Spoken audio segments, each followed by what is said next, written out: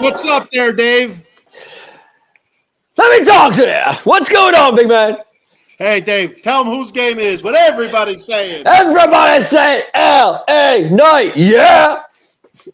Yes, sir. The Atomic Drop podcast is in the house. Friday night, feeling all right, brother. What's going on, big man? How you feeling? I'm feeling a little sleepy, full. I ate a cheesesteak, but otherwise I'm feeling okay. How about you, man? I'm doing well. I just got back from bowling tonight. Actually bowled pretty good tonight. Had a good day. Good night. It was good. We split. We lost the first two, but we won the third game. We took total pins. So we'll take it. There you go. Take the total pins, brother. Total pins, beautiful. Absolutely. We got a comment here before we head into a quick Crown Jewel wrap-up. We got Adam Glenn, of course. Adam Glenn checking it. Adam Glenn on the freaking ball, man, right away. You know what? Adam's all over it. Adam, thanks for checking in. We really appreciate it. Yeah. Thanks for checking out the show, Adam. A big yeah to you. Yeah. Absolutely. Yeah. All right. So yeah, Dave, Crown Jewel. What did you think of the Crown Jewel? Any surprise? I loved it. It was a good pay-per-view. It wasn't bad. Like, I'm not usually a big fan of the Crown Jewel pay-per-views. One, because they're on during the afternoon. Like anything overseas in the afternoon, it kind of just like it loses people, I think, But overall, I went back and I checked out some parts of the matches because I couldn't watch it live. I was sleeping. I worked last weekend. So I was able to check out some parts of the matches, and I'll tell you what, it was a pretty decent pay-per-view, it seemed like. It was very good. Yeah, I mean, what a crowd too. The crowd was into it the whole show. That's what made it even better. And I know, like 1 o'clock in the afternoon, that's tough for people. They're doing things. I understand that. I mean, I get it. Well, so real quick, Dave. So you were saying about the crowd being into the whole show. The one thing that kind of piqued my interest a little bit is when the women were out there. It didn't seem like they're really into that. Like they're pretty quiet. Like I don't know. Well, I think that's a Saudi thing, but that kind of surprised me that WWE continues to go over there with their I don't know their thoughts, their rules with women and stuff like that. Yeah, they can't wear that. It's specific a thing. I think it is. Yeah. A whole lot of stuff. A whole lot of rules. Right. But Sami Zayn started off was good. I thought. I mean, that was good. Yeah, good kickoff to the show. Yeah. Sammy, he looked like he came out to win over JD, right? JD McDonough. Yeah. Yep. So Sammy was able to kick it off, right? What was the second match? Do you remember? It was. I believe it was. Good question. We took down all the overlay. Overlay's not there anymore. We'll talk about the matches that we remember. The Rey Mysterio Logan Paul match. Yes. Yes. Very good. Came out of that, huh? Well, you kind of figured we kind of figured that Logan Paul was going to pull that off. Yes.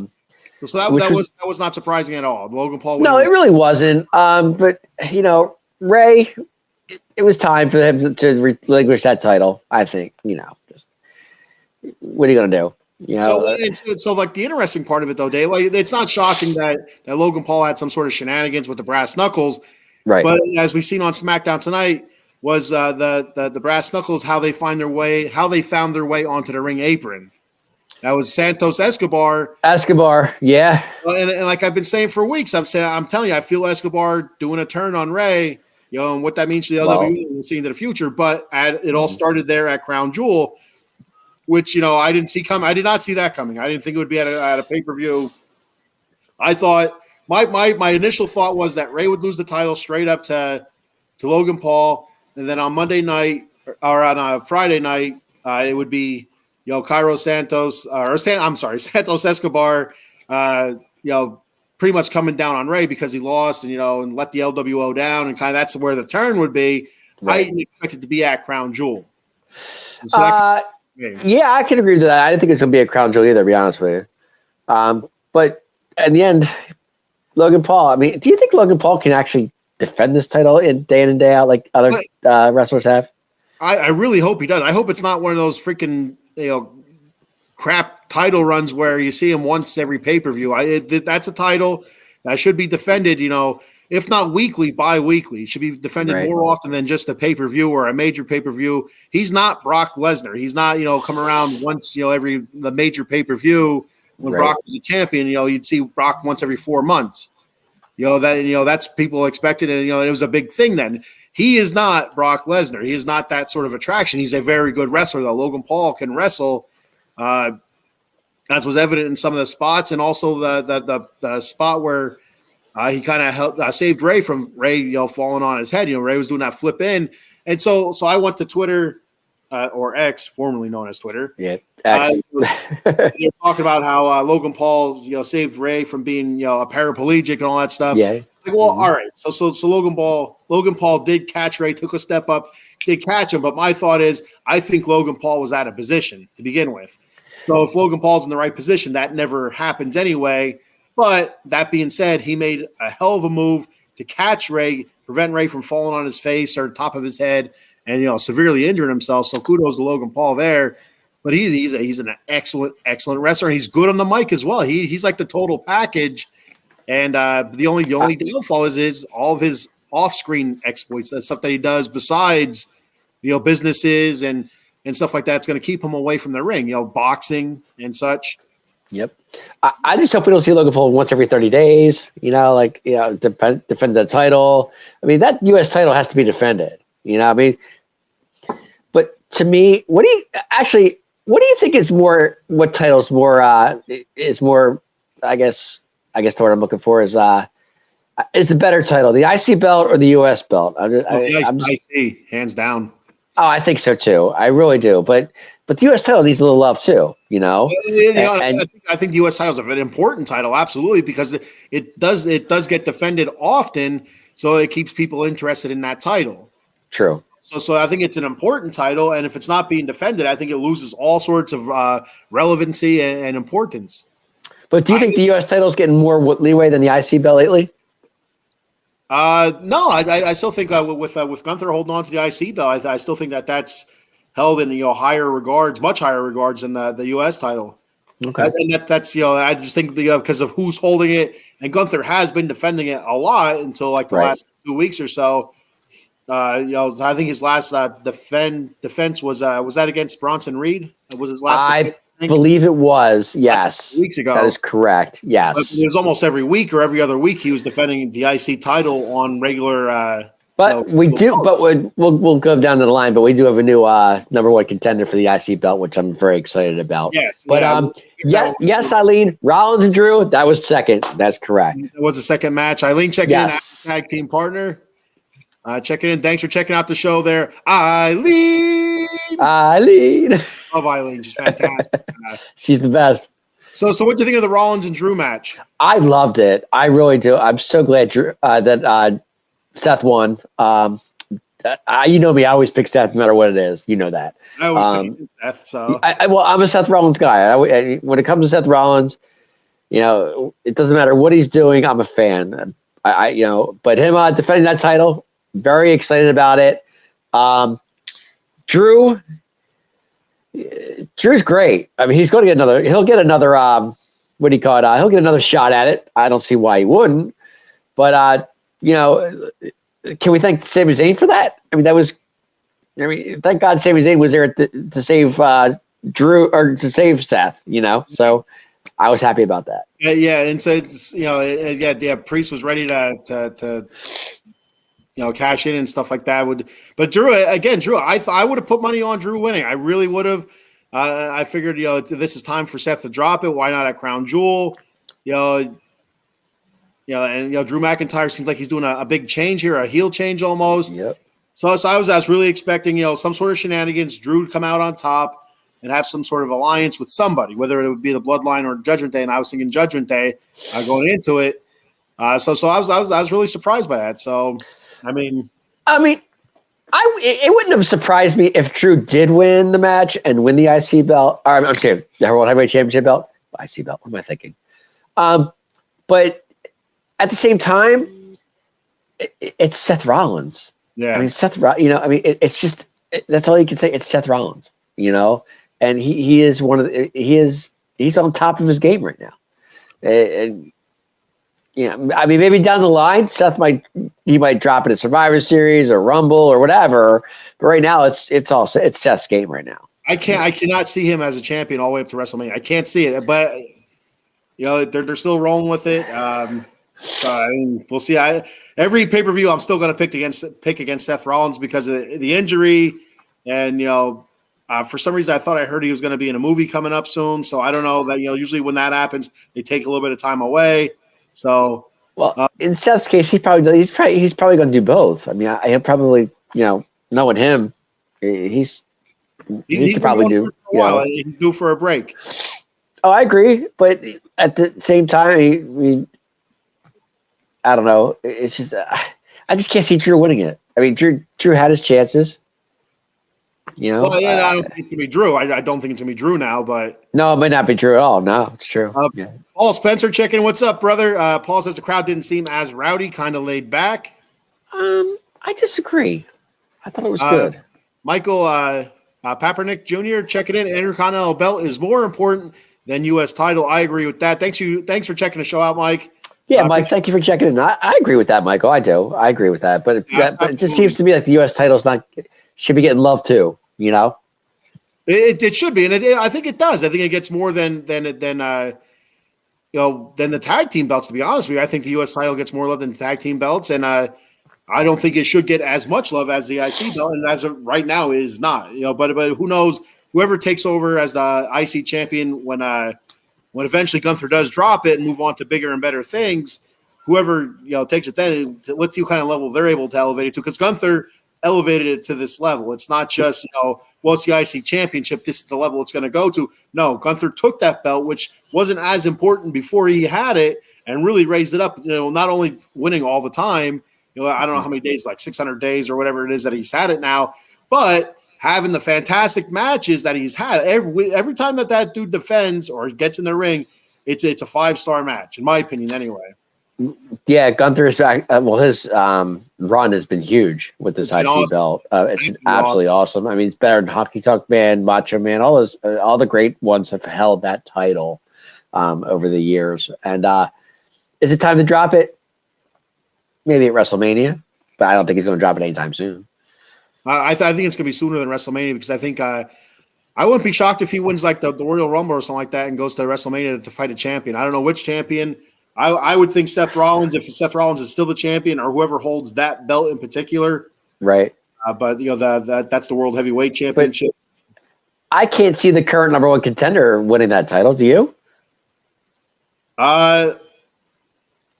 I could see it, but I don't think so. I feel like it wouldn't overly surprise me. I would be surprised, but not like I wouldn't clutch my heart. I'm having a heart attack surprise. But it's like, all right, that's a little bit surprising. But then again, he has won matches over the years. That beaten the best. So who knows?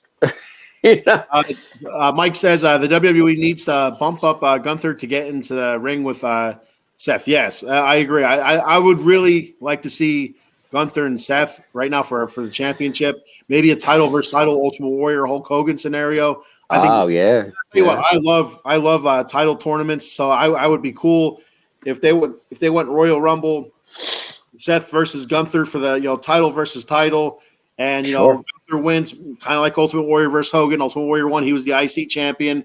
And then they have an IC tournament for the belt. I love tournaments like that. I think they're neat. It keeps it interesting for over a couple of weeks. Usually it's a couple week thing, and then whoever the two finalists are, wrestle it off at WrestleMania. Have the championship match at WrestleMania for the IC title. I think that'd be fantastic. I can't disagree with that. I think that's a great idea. Absolutely. You have a lot of great contenders. Your Bronson Reed. Ricochet. Ricochet. The Alpha Academy. Yep. What? I can't think of his name. Not Otis. Is his partner. Yeah, I got you. Kurt Angle Jr. I can't think of his name right now. Yes. Thank you, that guy. Thank you.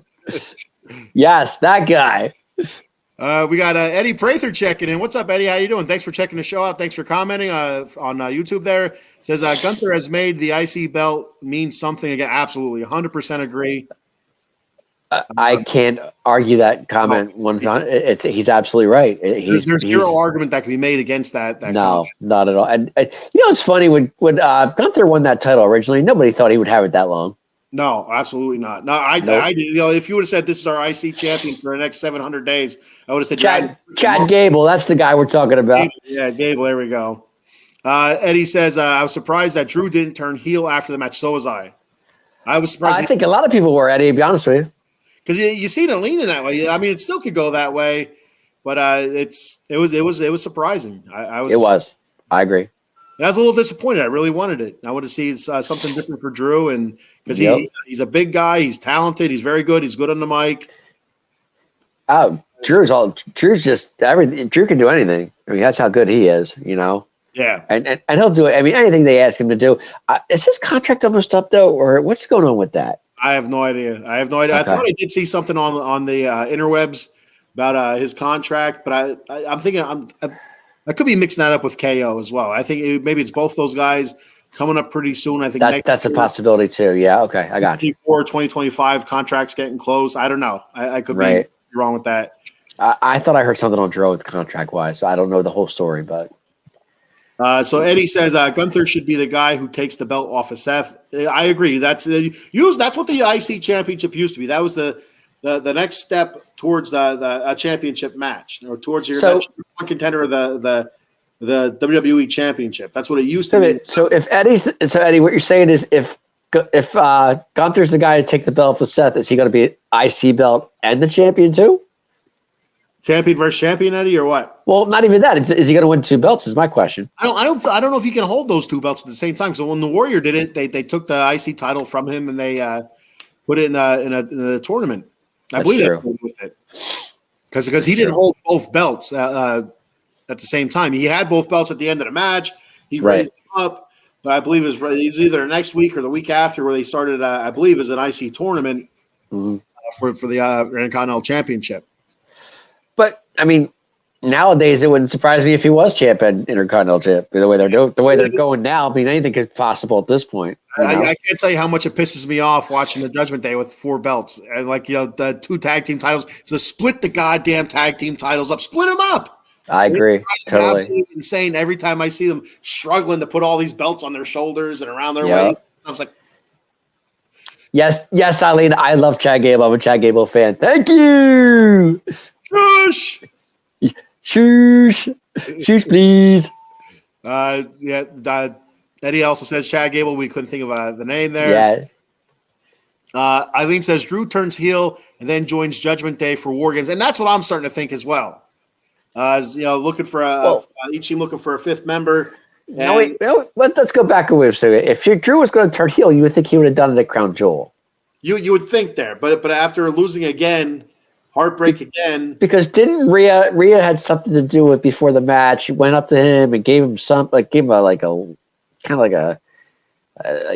him or something, and that's what I thought that was going to happen, but wasn't the case. So I do think I agree with Eileen. No, I do think that Drew does turn heel and does join Judgment Day for War Games, but that doesn't necessarily mean that he's in Judgment Day. So that's I think Drew's too good for Judgment Day.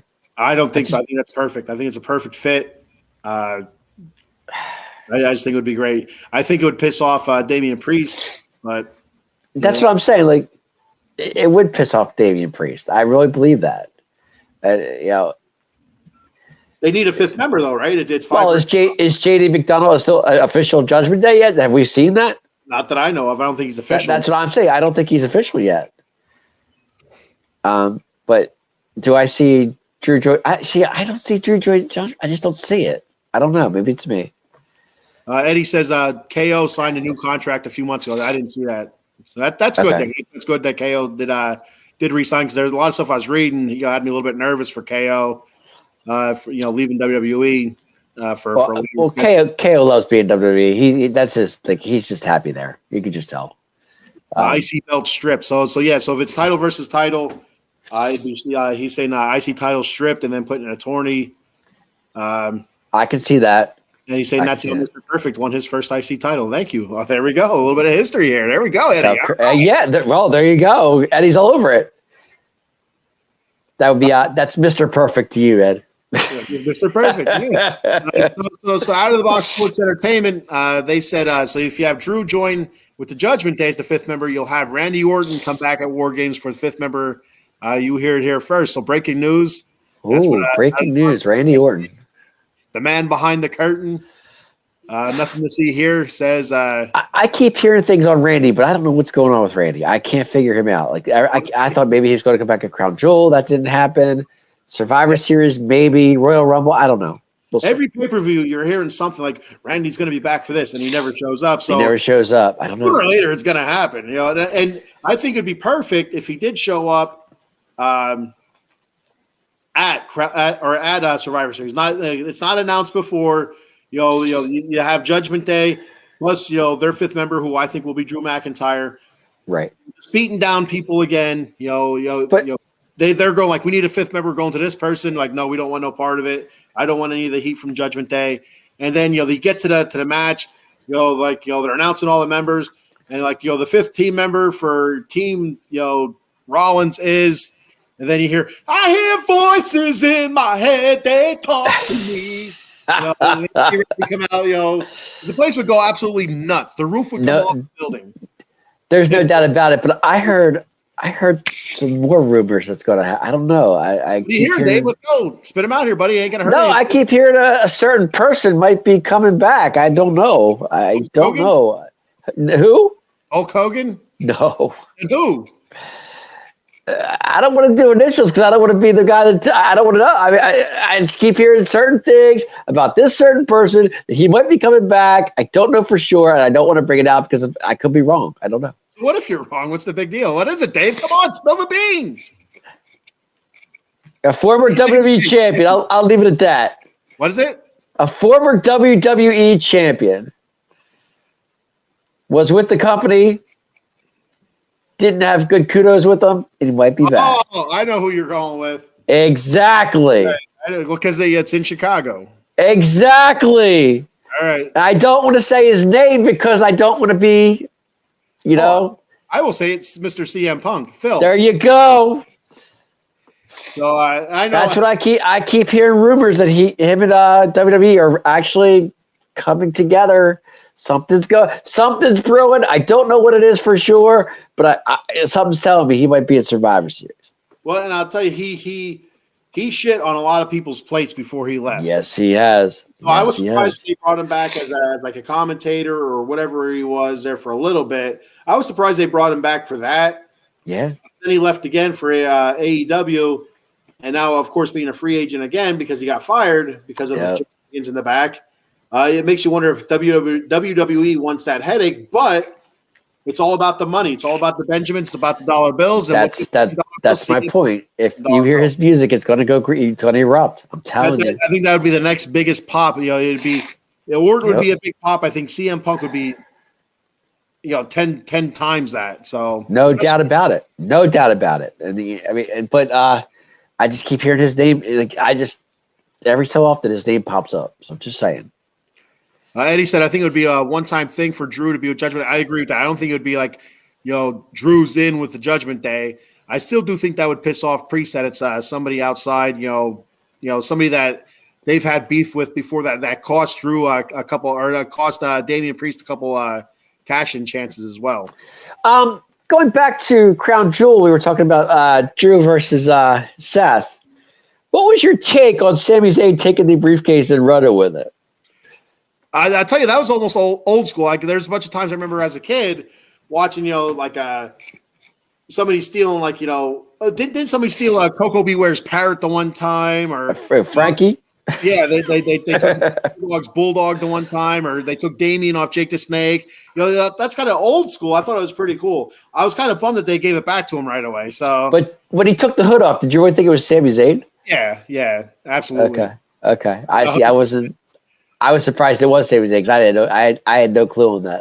It shocked me. I already know who it was, but when I was watching clips of it, as soon as I seen the clip of the hood and stuff like that, it brought me back right to Jimmy Uso right away because that's what Jimmy did to Jay. Right, exactly. But Right. I'm looking like, oh, that's Sammy. That's easily Sammy. You can see a little bit of red out there. And it's like just the way he was standing and stuff. You knew it was Sammy. I thought it was great though. He took it and jumped over the guardrail, and he was going, man. It's like, okay, or jumped over the. I was like, see ya. Well, in the past, the person that would steal something like that, they'd hold on to it until there'd be like a one-on-one match, and the other person would either win it back or they'd take it back. So, but they actually gave it back to Damien. So that was kind of right. I was hoping, to be honest with you, that I was hoping Sammy was going to open it and there was going to be nothing in it. That's why I was like, no contract, like we've talked about many times.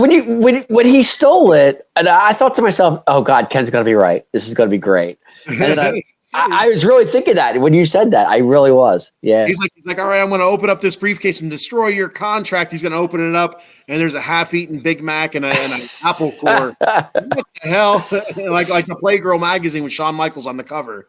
Yep. So. Oh God, please don't go there. I went there. Come on, big man. He needed the money. The Twig and Berries were out there for everybody to see. But he needed the money. Come on.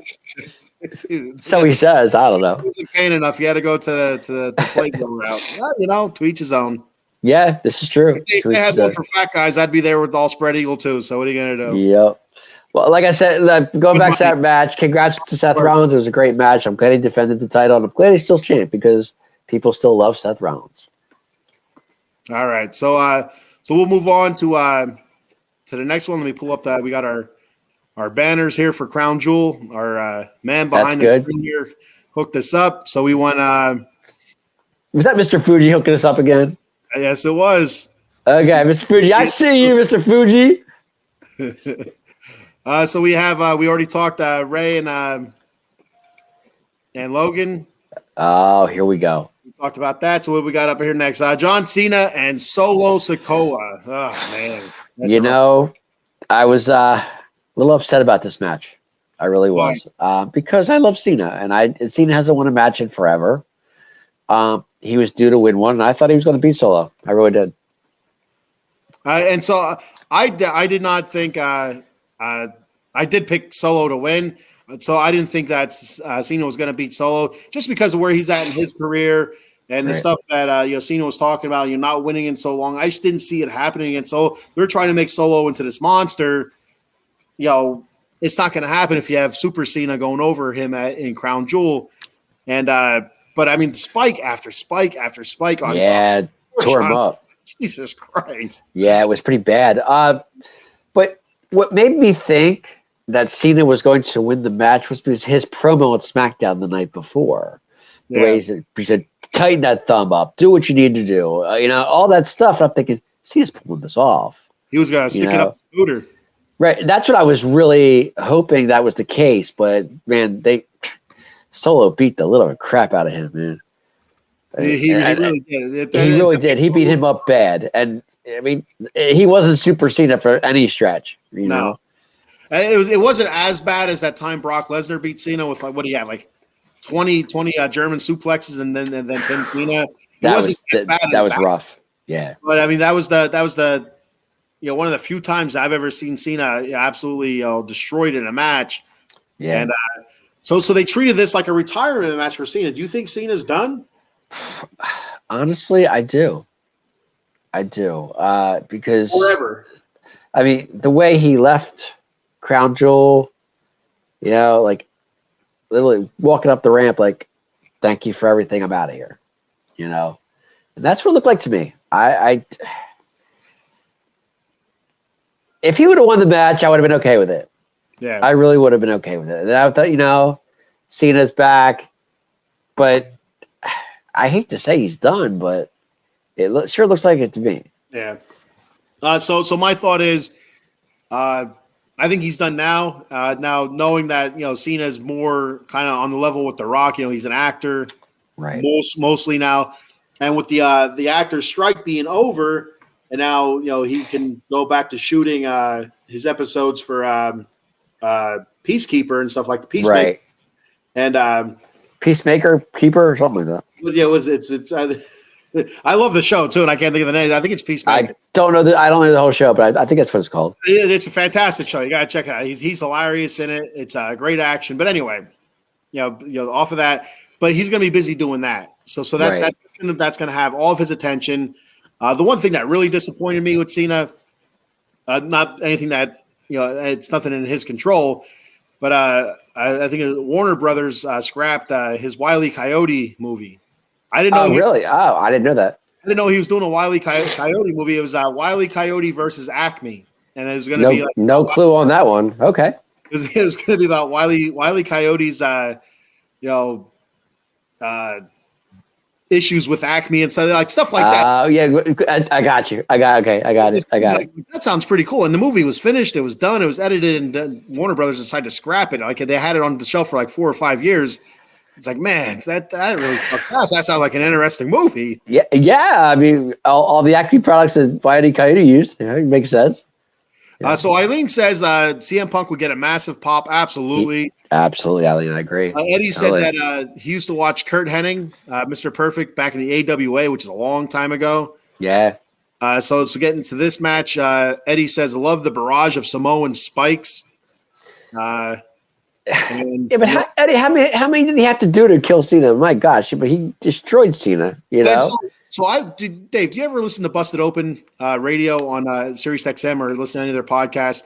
So they have on Sirius XM. I've been listening to them for years. I don't listen to the whole shows. I'll get snippets here and there, but they were talking about one of the interesting things was that they said that I think they counted Solo hit him with like 7 or 8 spikes. They said, but he did not go for a pin until the very last spike. So you didn't see that Super Cena where he'd kick out of your finisher.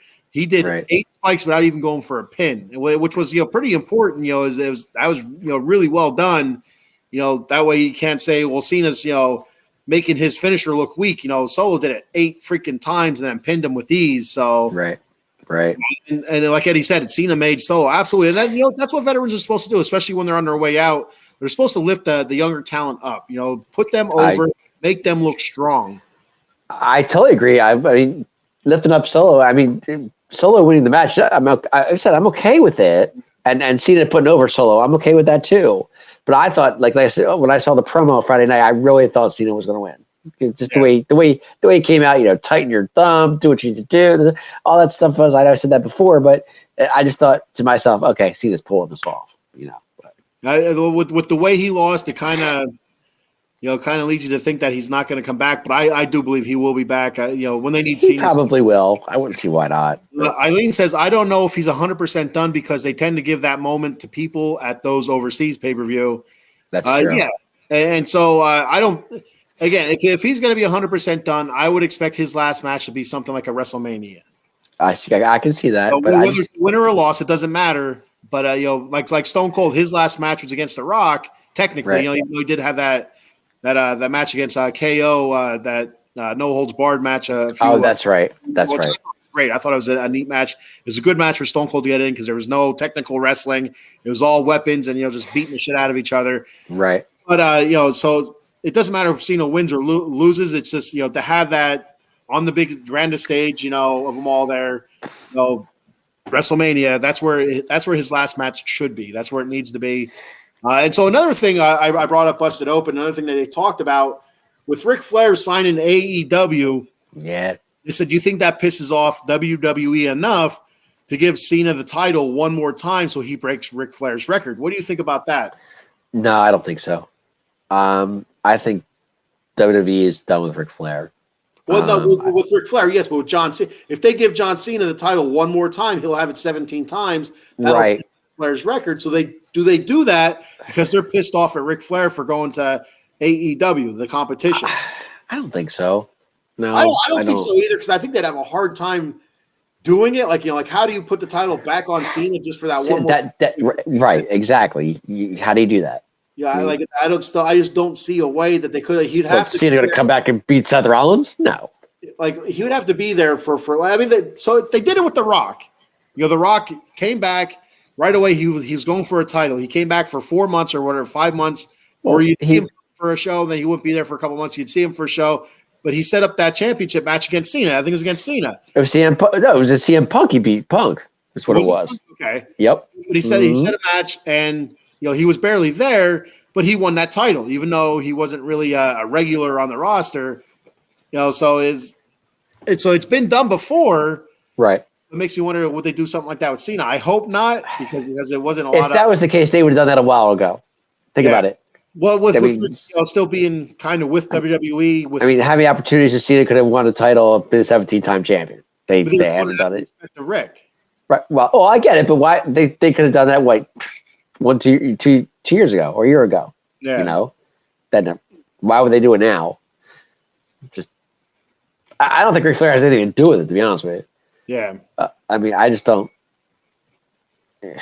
Well, Rick's not going to wrestle again. If he wrestles again, then AEW just is shit. I am so sick of Ric Flair right now. I just can't take him. I'm tired of it. I've seen it too many times. Well, I don't mind Ric Flair. If he's going to be a manager like a Paul Heyman or something, I think he'll be great there. Interfere on the outside, but as long as he's not in the ring in a real match, I don't see a problem with that. Well, he was managing Charlotte for all those times, and then I thought he was great there. I thought he did a fantastic job. He screwed that up. Of the ring. I hear you. If they're doing it, if they do it, that's great to give Cena the 17th time. I'm okay with it. I have no issues with it, but I just don't see them doing it. Yeah, I have a hard time seeing how they could do it, but I'd be 100% okay with it. Eddie says Solo looked like a monster. Absolutely looked like a monster. He did. He needed to look like a monster. He absolutely did, because I think the few matches that he's had, there's times where he didn't look. He looked, I don't want to say weak, but he didn't look as strong as he could be. He's supposed to be sort of a badass enforcer, and he's just coming off as an okay wrestler, that doesn't talk. So I hear you. Solo's been on the roll though. He's been winning matches left and right. Eddie says he would do it. I think that's the Cena. Gotcha. Because Cena's a lot more classier than Flair. I agree too. I agree with that. When you look at their backgrounds and stuff like that, Cena is just a professional. Cena is a straight up good guy. You never find another professional wrestler that's worked with Cena say a bad word about Cena. They always say that he's very professional. He's classy. He's he does the best promos though. That's one thing about Cena. He's so good at promos. It's stuff off the top of his head, but they said he's just that good. They say he's that good, and you never hear a bad word about him. You really don't. I never have. Nope. Besides they do the Cena chant. Other than that, so you look at fans. They might have something. Super Cena. Cena doesn't put no talent over it, but which was years ago. This run with Cena now, his most recent few weeks that he's with the company. The fans were going nuts for him, which was made me happy, because the whole Cena sucks thing. I got that. I understood that. I was Let's Go Cena. That was me. I was one of the little girls that are little in the crowd, one of the little kids in the crowd. Let's Go Cena. Cena sucks. But I understood that kind of made Cena into the kind of character that he was. But now on this final run, whether it's last run or not, I thought it was good to see the whole crowd cheering for him. I thought that was pretty cool. I totally agree. They said that was his first singles match on a pay-per-view, and then she's talking about Sikoa. Oh, okay. Okay. Paul says, "What are these people on the predictions at the bottom?" Oh. Okay. So real quick. So we do have a new show coming up here. So if you watch the Atomic Drop, I see what he's going with. Okay. If you had the Atomic Drop podcast, if you watched it last week, I was not on. I was at work, and we had the Keep It Real ladies on. Yes. So they were on last week with Dave and Paul. They made their predictions and for the matches as well. Mm-hmm. And we're proud to announce that the Keep It Real podcast, they will be coming to the Out of the Box Sports Network coming up here in a few weeks. So keep your eye on that. Mondays around 7:15 p.m. Super excited to have another wrestling show so we can collaborate. It's going to be a great time. Those ladies were awesome last week. They were fantastic. Look like you guys had a lot of fun. What do you think, Dave? It was a privilege to have those two ladies on the show last week. We had Cindy and Destiny were great. I have nothing against those two. Were awesome. I had fun with it. I hope they had fun. I know it seemed like they had fun doing the show with us. I'm excited to have them on the on the air with us, out of the box. It's great. I love it. So who was the big Damian Priest fan? Was it a Cindy or Destiny? I believe it was. I want to say Destiny. It was one of them. Yeah, it was definitely Destiny. I'm pretty sure it was Destiny. Yes, because she was talking about Priest. Yeah, she was the big Priest fan. All right, so let's move on from this match. Go to the next one here. So you can see that our predictions here. You had myself, Paul, and is that Destiny? I believe so. Yes. Destiny picked Solo, and you had Cindy, Dave, and the underdog taking took Cena. Yep. Yes. Yeah. So we'll go to the next one, which is whoops, my bad. I double clicked. Oh, that's okay. So our next one here is the Cody Rhodes match. Yes. Cody Rhodes, Damian Priest. Terrific match again. Loved it. Yeah, Cody and Damian are really good in the ring, especially Cody. Cody's fantastic in the ring. You see myself, Dave, and underdog took Cody. Cindy, Destiny, and Paul took Damian Priest. So you see the losers there. Cody Rhodes. Let's just say it what it is. In the ring, he's awesome. And to me, Cody can do no wrong. So that's just me.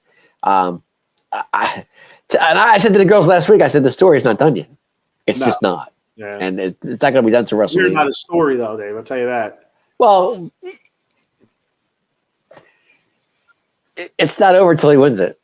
I understand that. But then what happens then? Is he going to say, okay, I won it, so my story's over. Close the book. No, he's going to continue to wrestle. It's stupid. The whole my story stuff, that's nonsense. Okay. Now, if he wants to say legacy, my legacy, isn't started. My legacy isn't, fulfilled until I win that title. My father's, in my father's shadow type of stuff. But the whole story thing is doesn't make sense to me. Okay. What are you going to go to book 2 then, or what? What are we going to do? Is he going to go back to Stardust? That's what I want. He's not going back to Stardust. Why would he do that? Let's go back to that Monday Night Raw. You know what I loved about it? The two crossroads on the table was great. Yeah, I loved it. I just did, and then 3 to Priest was great too, to finish it. So all right. So back to Cody's story. Okay. So his story has him beating Roman Reigns at WrestleMania for the title. That's what the story. That's what he's looking for here. So Roman Reigns, as we all know, is SmackDown. Cody is Raw. So does that mean that you think Cody Rhodes is going to win the Royal Rumble? Or are they going to make an exception? Didn't Cody win it last year? I don't know. Did he? I don't remember. I think he did. Yes, he did. So because he lost at WrestleMania to Roman. It's not unheard of where they went back to back. Shawn did it. Now, so I'm not 100% sure, but Stone Cold might have done it as well. I don't know. I know Michaels did it. I know for a fact Michaels did it. How do you know, Dave? Because I know. Showstopper. Because he's the showstopper. You know what? Come to Shawn Michaels. I know this. HBK won it twice. It was 95, 96, I think it was. Yeah. Something like that. Yeah. Is it possible that Cody can do it again? Sure. Why not? Eddie says on WrestleMania 40 is when Cody completes the story. I agree. I agree. Totally. He also says at least a story of getting the belt. Yes. Or this chapter of his story. How about that? He completes this chapter of his story. I agree. I'm with you. That's the right. That's the chapter that has to be done. I mean, that's. Eddie says Cody, Gunther, and Seth is the best things going in wrestling. I agree. Yeah, I agree too. You can't really go wrong there. Well, Seth Rollins is what it's all about right now. But there's one thing I want to come back, and I've been saying this for so many years, I guess a year or 2, 3 years, whatever. Sexy. You want to bring Sexy back? No, I want the Shield back is what I want. You're not going to get that back. I know, but it's still worth, to me, I wish Dean would come back. I just wish he would, because I miss the Shield. I just do. Well, who knows? You never know. Like, never say never in professional wrestling. And this is true. Mr. Fuji 2.0. There he is. Mr. Fuji, what's up? Banzai. Hello, Mr. Fuji. You want to talk about a story? That's me. Cody, he's no Mr. Fuji. There we go. Mr. Fuji story. Oh, man. He will break out of Paul's closet. He will not do any more football analysis for him. He will not put any more game plans together. He will bust out and finish his story. Okay. So Mr. Fuji has a story of his own. Right? Okay. Eddie confirms that Cody won the Rumble last. Cody won the Rumble last year. Yes, he did. I can see Gunther winning the Rumble in 2024 and choosing Seth as his victim. I agree with that. I agree Gunther winning the Rumble, and Gunther wins the Rumble. Oh, that's why I think that's his next step to getting that title. That's why I said it could be like a title versus title, because I could see Gunther making it to WrestleMania with the IC title, which would be unfortunate for some people because he's going to have some contenders on the way there, like right. Contender currently that we'll talk about in a couple minutes, and so that means that he's going to leave those people in his wake. But I think a title versus title match would be bring a ton of interest. I totally agree. Going back to the match between Cody and Priest, I love the Crossroads three Crossroads in a row to win it. That was great. I just love the ending. I thought the ending was great. There isn't too many bad things you can say about that match. To be honest with you, no. I thought Daniel was great as well in a loss. I thought he looked really good. And sooner or later, I think he's going to cash that in, and he's going to be a champion. I just don't see him losing it. I can't see Priest winning the title though. I just can't see it. I mean, he can hold on to that briefcase as long as he wants. I don't think he's ever going to cash it. He has a year, right? A little less than a year now. Yeah. What? But I mean, like from winning it, he has a whole year. So it's a whole year. Yeah, it's a whole year. Yeah. So he can cash it in at WrestleMania. We've seen that before. So true. Well, he's got till WrestleMania to do it. That's true. Was that Seth that cashed his Money in the Bank in that made it a three-way? Three-way was with Seth Roman and Brock Lesnar or something like that. Yes, that is correct. Yeah, Seth did. Yep. I mean, you can always see something like that as well. Well, Seth's cash in was the best though. When he did it, even Edge was the best when he did it. I always like the ones where it's just out of nowhere. So to me, Edge was still number one. I'll never forget that because it was Edge. But yeah, he's doing really well up at AEW from what I can see. So. I don't follow it enough to. No, I'm happy he went there because that's exactly where he had to go. It was a good spot for him. Eileen says it was Seth. Okay. Yeah, it was Seth. Yep. All right. So Cody, what's so up next for Cody is going to be Survivor Series, and we'll talk about that when we talk about Raw. Yep. That's going to be fun. I love War Games. War Games. I love. It's going to be fun. Yeah.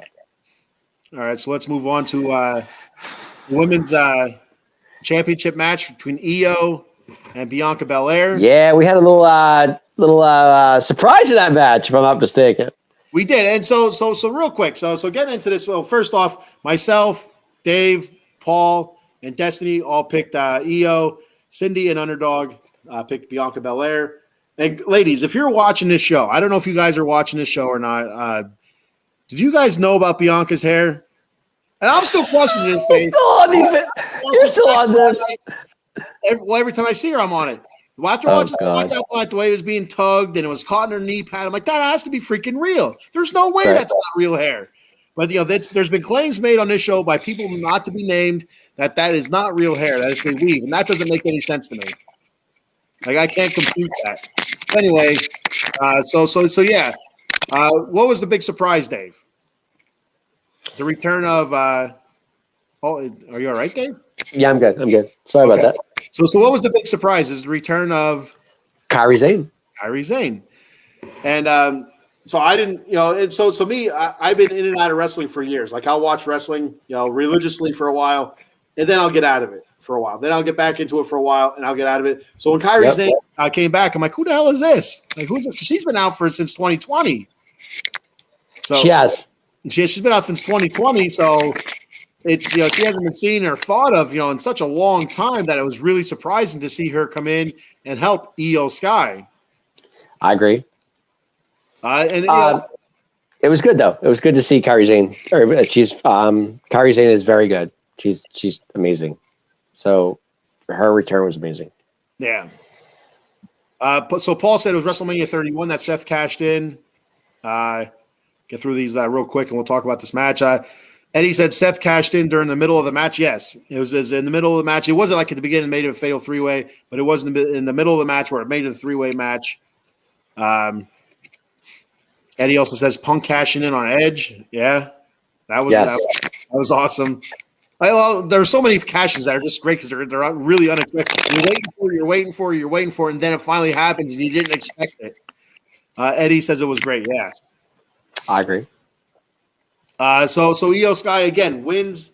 So the one thing, Io Sky, fantastic. Great performer. Bianca Belair is fantastic. Mm-hmm. The only problem I have with Io Sky is every match that she wins, there's shenanigans. There's some sort of outside interference. There's some sort of hoopla. Skibbity doos or something going on there. Skibbity doo. So what are your thoughts on that? Does she always need help to win? It seems that way, but it's. And she legitimately needs the help because there's times she's down and out. She's on the ropes when somebody's helping, whether it's Bayley, because it seemed like Bayley was starting to double cross her a little bit because Bayley did distract the referee when Io Sky hit. I think she hit her finisher or she had a pin combination. She had some sort of pin combination, and that's when Bayley distracted the referee. Right. But then Kairi Sane came in and she helped then.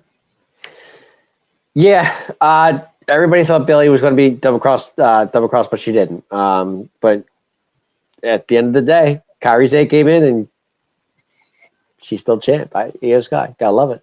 I'd like to see Io Sky in a championship match where there is no run-in, where there's nobody helping her out to see if she wins or not. Because it makes her look like a weak champion. I agree, but. Yeah. I don't know. I tough call. I'll leave it at that. The way that she won it with the cash-in, which was awesome. Again, cash-ins are awesome. Love cash-ins. Yep. But all right, so you went the easy route to win your title, which there's no problem with. But every defense since then has been with help. So I think it lessens her title run, which is a bummer because she's good enough where she doesn't need it. But that's what I'm saying. She's good enough. She doesn't need that. Exactly. I agree with that. Mr. Paul Spencer is in Asian heaven. Yeah, Asuka, of course he is. Kairi Sane. There's he's not going to tell us, but he's also a fan of Shinsuke Nakamura too for different This reasons. is true. This is true. He is. That full body suit and unzipped halfway. Bare chest. He's an Asian heaven. That's what he is. Then when Liv comes back, he'll be more excited. Liv comes back. Watch out. When Liv comes back, he'll be on for the segments we talk about Liv. He'll be on here with us, and just so he can. I totally agree. Oh, God. So we'll move on to the next show. The next match. So we have the women's fatal 5-way. Badass, man. Great match, but I was upset at the ending. Why were you upset at the ending? Because I want Raquel to win. No, I didn't think it was her time. It's gonna. If she's gonna win, it's gonna be a big pay-per-view. So underdog picked Zoe. Dave, you picked Raquel. I did.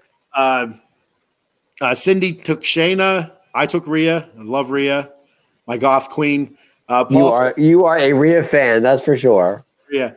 And Destiny took Rhea/Nia. But yeah, I don't think there was a chance in hell that Nia was winning that match.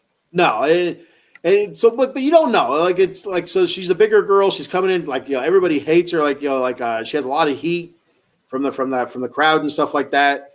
Sometimes they tend to give it to somebody like that, right? Just to keep the heat continuing because she's playing the crowd. To give Nia a little bit of credit, she is playing the crowd really well. I think she's terrible in the ring. I think she's just slow and I don't know. I'm not a big fan of Nia Jax in the ring. But I think she's playing the crowd really, really well. So that's why I thought this was Raquel's chance. I really did. I thought Raquel was going to win it. But at the end of the day, Rhea keeps the title. It is what it is. But I think We do have a number one contender, though, don't we? We do, and we'll get to that in 2 seconds here. I thought we did. Yeah. All right, so let's move on. We got to get through Crown Jewel here. Okay. So I just happened to popped up. Sorry about that. And that's all right. So then we got the main event of the evening here: Roman Reigns versus your boy L.A. Knight. Yeah. Talk about a champion that can't win without somebody helping him out. I don't want to hear it, big man. Hey, I can't disagree. Every single time Roman's out there for a championship match. Now, recently, some sort of shenanigans. There has to be help from somebody to help him win, and it's starting to make his 50,000 day title reign look weak. It's starting to put some chinks in that armor. Yep. If I'm Roman Reigns, I'm starting to doubt myself a little bit. You know what I mean? I sure would be. And so all right. We'll get to Raw. No, but go ahead. Go ahead. No, I don't want to. I'll save that point for later. So I took Roman. Dave, you took Roman. Cindy took Roman, as well as Paul. Destiny Underdog took Mr. LA Knight. LA Knight took him to the edge. LA Knight, LA Knight did take it to the edge. Both guys, terrific match. The back and forth, but LA Knight, there were some times where I thought, but I didn't think that was going to happen at Crown Jewel. When it does happen, it has to be WrestleMania. It has to be WrestleMania where he loses that match, that title. Okay. So it has to be. It can't be anywhere else. Right. If it's anywhere else, like if he loses that at Hell in a Cell, I think it lessens his title reign. It has to be WrestleMania. His run has been amazing. I can't deny that. It's been awesome, but at the same time, it's just he always needs help. It's annoying. It was who was it? Uso this time that came and helped him out. I don't know. I mean, are you annoyed? Are you getting tired of it too? Yeah, I don't. I like run-ins occasionally to help, but every goddamn title match he has, you have an Uso out there messing shit up. It's like, get out of there. Had him in that guillotine for the longest time, and LA Knight got out of it. I thought it was great. It was impressive.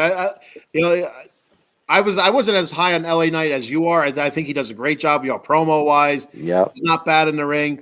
But I'm like I don't think he's on the level as Roman. But I'll tell you, after that match, he's definitely on Roman's level. Definitely, he's on Roman's level. Yes, he is. Absolutely. Eileen says Rhea had to win to keep the Dominant Judgment Day story going. I agree with that to a point. Eileen, I agree. I just Eddie says I like Raquel. I can't help it. Eddie says, yeah.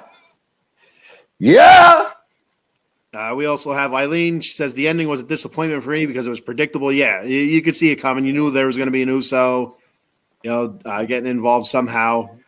Yep. Eddie says, yeah, again. Yeah. Eddie's on fire. Yeah. He's pumped up, man. But he has a new one tonight. Did you hear the new one tonight that he did? I didn't catch it. What was it? Huh? I didn't even catch that. It was great. At the table, I didn't catch it. He was talking to what's called a rig. Who was it? Who was he talking to? I can't remember. But he was like, huh? Was it Waller? Yeah, it was Grayson Waller. That's who it was, Grayson Waller. And he's like, huh? Moron. I was like, loved it. Eileen says every time it ends the same way. Interference out of the ring, throw the opponent back in the ring, spear, and it ends. Yes, I agree. It's not going to work one of these times. But it's not. But at the same time, they got to keep Roman champ as long as they can. Yeah. Paul says Grayson Waller's a kangaroo jackass. A great line there. Yeah, I remember when we were in Pittsburgh. He didn't like the crowd. He wasn't a fan of the Grayson Waller effect. That's for sure. I can't stand Grayson Waller. I despise Grayson Waller. So it's. I thought it was good. So LA Knight eventually he is gonna win a world title. I think he's gonna have a different title in his hands before that does come about. Though I don't know if it's an IC or US title, but he's gonna get another shot at that because a rematch is definitely going to be happening. You're gonna see Roman and LA Knight again. Sooner than later. I don't know if that's going to be a Survivor Series thing or if that's going to be the pay-per-view after Survivor Series, which I don't know what it is. But yeah, he was fantastic in that match. You can't deny it. No doubt. And you could say he's a Rock knockoff or a Stone Cold knockoff. Which every wrestler does have some part of their gimmick comes from another part of somebody else's gimmick. So it's that argument is retarded. But I shouldn't say the R word. I'm sorry, everybody. I shouldn't say. No, it's not. I wouldn't go that far, but but you know what I mean. It's asinine to think that way. Right. Yeah, he's pulling the best parts. That's what he grew up watching. The Rock, Stone Cold. He pulled their best parts. And he's doing a hell of a job with it. He's doing a great job. He's rolling it, and the crowd loves him. The crowd loves him. So sooner or later, it's going to happen for him. And he might have to wait a little bit longer than than he would have hoped. Hopefully, the crowd stays hot for him to keep him relevant. Well, I don't think Roman's working Survivor Series. From what I heard, I don't think that's going to happen. So why is that? I just heard. I did hear that they said Roman was not going to work Survivor Series. I don't know. I don't know. That's a big pay-per-view. I agree. But Eddie says LA Knight is up there with Cody, Seth, and Gunther. Absolutely. I agree too. LA Knight's there, that upper echelon. Eddie's all over it. He knows what's going on. Absolutely. But I did hear somewhere around. I don't know where I heard it from, but I think they said that Roman's not going to work Survivor Series. So I wouldn't believe that. But I mean, I could be wrong. Don't get me. I could be dead wrong on it, but I could have sworn that's what I heard. Yeah, we'll have to wait and see because it wouldn't make sense because that's one of their big four. I could see if it was like a smaller one, like the pay-per-view after and between that and Royal Rumble. Okay, I can see that, but with that being one of the big four, I just can't see it. Well, Survivor Series is more tag team than anything. I mean, that's why that's War Games, cage match, all that fun stuff. So we'll see. But you still need your big guns there. I agree. Eddie said The Rock copied from their wrestlers, from other wrestlers. Yeah. That were before him. And like I said before, Hulk Hogan copied superstar Billy Graham. It's always somebody's gimmick comes from somebody else. There's always a little a snippet of who they liked as a kid or who they liked watching wrestling. There's always a little bit of that into their gimmick. So it's but putting a twist in it is what makes it better. Yeah. Like putting a in there or a huh in there, something that the Rock or Stone Cold never did. It's like I'm just saying, like being like that, but just putting a twist in it is what I like about it. Like, it makes it like Stone Cold had what, right? He had what exactly? So he had what? So now you have that whole on SmackDown tonight, the kangaroo jackass. That I could 100% hear The Rock say that. So that's like the Rock part of it, which is is fantastic. That's great. Yep. So I agree. All right, let's move on. But back to that match. The match was good. It was very good. We just, and like Eileen said, we kind of knew the ending, how it was going to work out. Yeah. And it did. It's just the way it went. Just things happen. But LA Knight will get a rematch. Definitely. Yeah, I agree. I still don't think it's going to go his way, but sooner or later it's going to go his way. And that's where I come to the Intercontinental. If Gunther wins the Royal Rumble, does go to WrestleMania as the Intercontinental Champion, have a title versus title match, wins it, I could see LA Knight winning a tournament for the IC title and then going from there, working his way towards the heavyweight championship, much like what Gunther has done. Makes sense. Yep. All right, so Monday Night Raw. Raw dogging it now, an hour into the show. Monday Night Raw. Gotta love Raw. Real quick, we got a comment here from Out of the Box Sports. It says, Eddie Prather, I'm seeing a Monday Night SmackDown recap show every Monday starring Eddie. There you go, Eddie. Get your own show here on Out of the Box Sports Network. Just contact us and we will hook you up. Monday Night Raw recap with Eddie P. There we go. Eddie Prather, you let us know. We'll pull the trigger on that, buddy. You get the after show Monday Night Raw. It's all you. All you, Ed. All you, buddy. We have Joey Wood checking in. What's up, Joey Wood? Joey says copying is the greatest form of flattery. Absolutely, 100%. Like, I haven't heard the Rock or Stone Cold come out and say, I don't know what this, gimmick stealing thug is doing or whatever. You don't hear anything. It's somebody has taken from somebody somewhere else along the way. It's all part of everybody's gimmick. It started somewhere, and it just evolves. It evolves. Joey, I can't agree more. You're totally right. You're right. It's flower. It's definitely flowery. Absolutely. Eddie says he wanted to see Kairi Sane come back as a babyface. Okay. And Eileen says, Eddie, I'm on board with that idea. Oh, And I think that means Eileen says she's on board with being Eddie and Eileen here. What's going on with this? Eddie has a co-host now for that Monday night show, and it's going to be Eileen. There we go. Eileen, there you go. Eileen, way to volunteer. Eileen.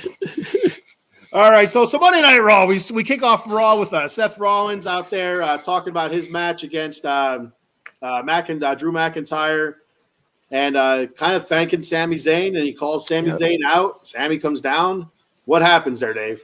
Sami Zayn came down to ringside to congratulate him and everything, I think, for the win. But next thing you know, Sami Zayn's getting a title shot. Yeah, so Seth calls Sami down to say thank you for my show of appreciation. I'm going to give you a shot at the championship, and Sami's kind of like, well, I don't know about that. Man up, Sami Zayn. So you're damn right I deserve a shot at that title. I helped you out. And I want that title shot tonight. Right now. Yeah. But Seth was wearing his high heels and his little coat and stuff. I can't stand. I really don't like Seth Rollins. He looked like a big banana the way with that yellow suit on. But anyway, so Sami denied it at first. He's like, no, I want you at your best and stuff like that. It's like, get the hell out, if he's 10%, that's take that title from him. I totally agree with that. But Sami was being Sami Zayn. Seth had to talk him into it, and good on Seth. And Sami got a little fired up there, so that was good to see Sami. I like when Sami's fired up. So that leads to a title match on Monday Night Raw. So a little bit later we have that. New Day versus Judgment Day for I don't know if that was a title match or if it's just a regular match. I don't think it was a title match. It was just for a regular. Yeah. And did I mention yet that it pisses me off watching them carry around 4 belts? It just irritates the hell out of me. Yeah, you keep saying this. Yes, you're aware. Yes. I will be the happiest. Separate the tag team titles, as you keep saying. It's stupid. Anyway, they're different colors and everything, red and blue. Like, put the blue ones back on Friday. It should be. So you're saying put the red on the red brand, blue on the blue brand. That's what you're saying. That's why they're red and blue. The red is Raw, the blue is SmackDown. That's why they're that color. You just don't like it. They're carrying both titles. I get it. I get it. I'm okay with it, but you're not. I'm not at all. They need to have a match for those titles. Go to SmackDown, say this is for the SmackDown titles. Let's get it on, and then go from there. Well, when you're defending both titles, it's okay. I think that's fine. Because if you lose, you lose both titles, and then go to SmackDown, defend the SmackDown titles. Go to Raw, defend the Raw title. So just defend them on each show, but I gotcha. Like if you lose on SmackDown, you shouldn't lose the kit and caboodle. But right. I do think it's better for business if those titles are split up. Talk to Trips on that one. Yeah, I'm going to have to. Call Paul up. Hey, Paul, what are you doing? You better call Trips and talk to him on that. I'm telling you. I'm getting his ear a little bit. Yes. So New Day, Judgment Day. This match came about because the week before you had the New Day kind of making fun of Judgment Day with the Halloween costumes they had, and having a little. Did you like that? I thought it was funny. Whatever. because they had the little briefcase. They opened it up, and there was nothing in the one, and the other one had like a used napkin in it. So it's like, oh God, this shadowing, man. This is true. But the Judgment Day ends up coming out on top. A really good match. No shenanigans. So I like that. Did you expect Judgment Day to lose that match? Honestly, no, absolutely not. But I expected shenanigans. I expected JD to come down, act a fool or dirty Dom. But Finn Balor and Damian Priest did it on their own. They did it with good tag team wrestling. using double teams and stuff like that. Yep, classic tag team stuff. So I thought it was a good match. I thought it was good too. Very good. Then we had Tozawa versus Nakamura. You know what? Yeah, it's so weird. Tozawa to me is just funny to watch. I mean, it's just a funny part of the segment. I think I just do. I don't know. It is a fun. Watching him dance makes me laugh. It makes me. Eileen says, I just realized we got Cowboy fans taking over. Eddie, Paul, Dave. I didn't know Eddie was a Cowboy fan. Neither did I. No, I had no clue. Eddie, there's a Cowboy show on usually every Wednesday, I believe. Yep. 9:30 p.m. Dem 215 boys with our boy. Yeah. The showstopper. Check it out. Check us. Yeah, I wasn't on last week, but it was on Tuesday night. But all good. All right. We got another comment. Paul says, I just, speaking of the Cowboy show, there's Paul. He's the other host of Dem 215 boys talking Dallas Cowboy football. I need to clip that Sami Zayn impression again. There we go. There you go. Clip away. Paul says it's like the Bloods invading the Crips. It's territory. Oh, okay. Yeah, with those belts. Yeah. I think one of them was meant to be a briefcase with a fake contract in it in the middle. Yeah, that's what I mean. It's kind of like foreshadowing. Right. One up and there was nothing in it. They opened the other one up, but I think there was like a tissue in it. I could be wrong. I thought there was something in it. Like, oh man, it's like foreshadowing stuff here. This is fantastic. Now, going back to the Nakamura Tozawa match, Nakamura gets the win, which is fine, but he kind of ran away from a big man, if I'm not mistaken. He ran away from Otis, but he'll get Otis. He did. He'll get Otis this week. Yes. So we'll see how he handles Otis. He'll beat Otis, and I think he's gonna. He'll beat Otis. You think he'll beat Otis? I think he'll beat Otis. I think he'll beat Otis convincingly. It's Otis. Get it right. Otis. Yes. But one of the bigger matches of the night, Monday Night Raw, was Miz. Miz, Bronson Reed, Ivar from the Viking Raiders. Made my night. And loved it. Number one contenders for the IC title. Terrific match. Really good match. And a surprise winner. I thought it was a surprise winner. I didn't expect this. I thought it was too. I was happy to see Miz win. But are we happy to see Miz as a babyface again is my question. Yeah, he's been a heel for such a long time. I think a change is good.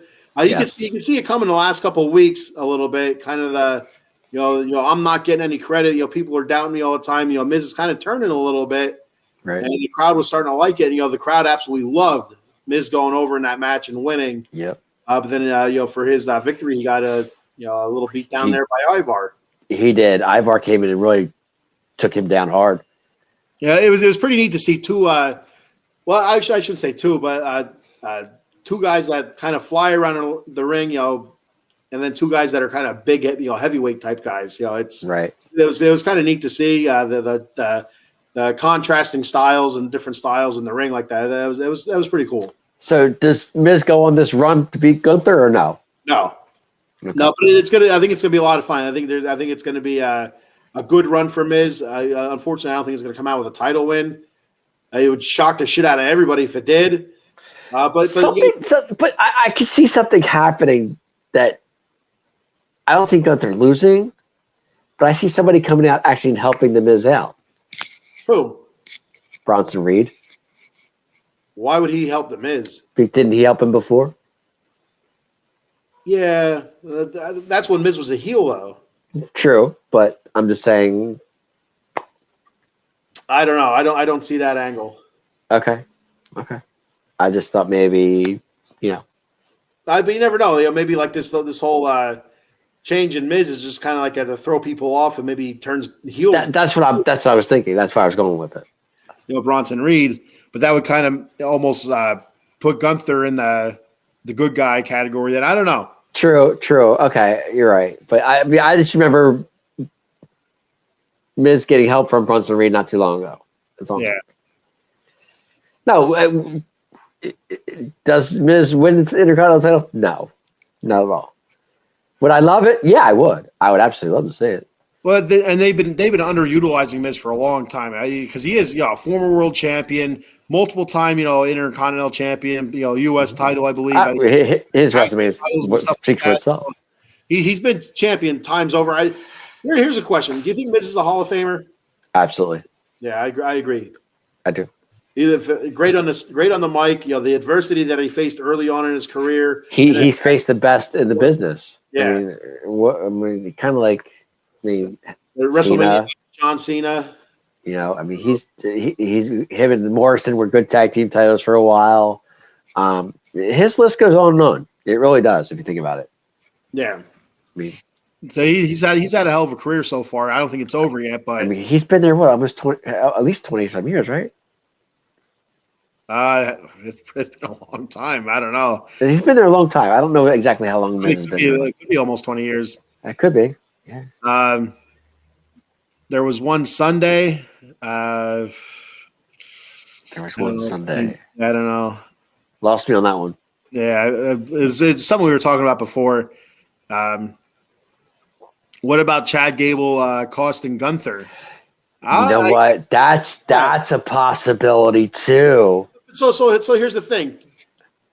Do you think that's kind of underneath Chad Gable? Like that's not really his MO? No, to get back at Gunther? No, not at all.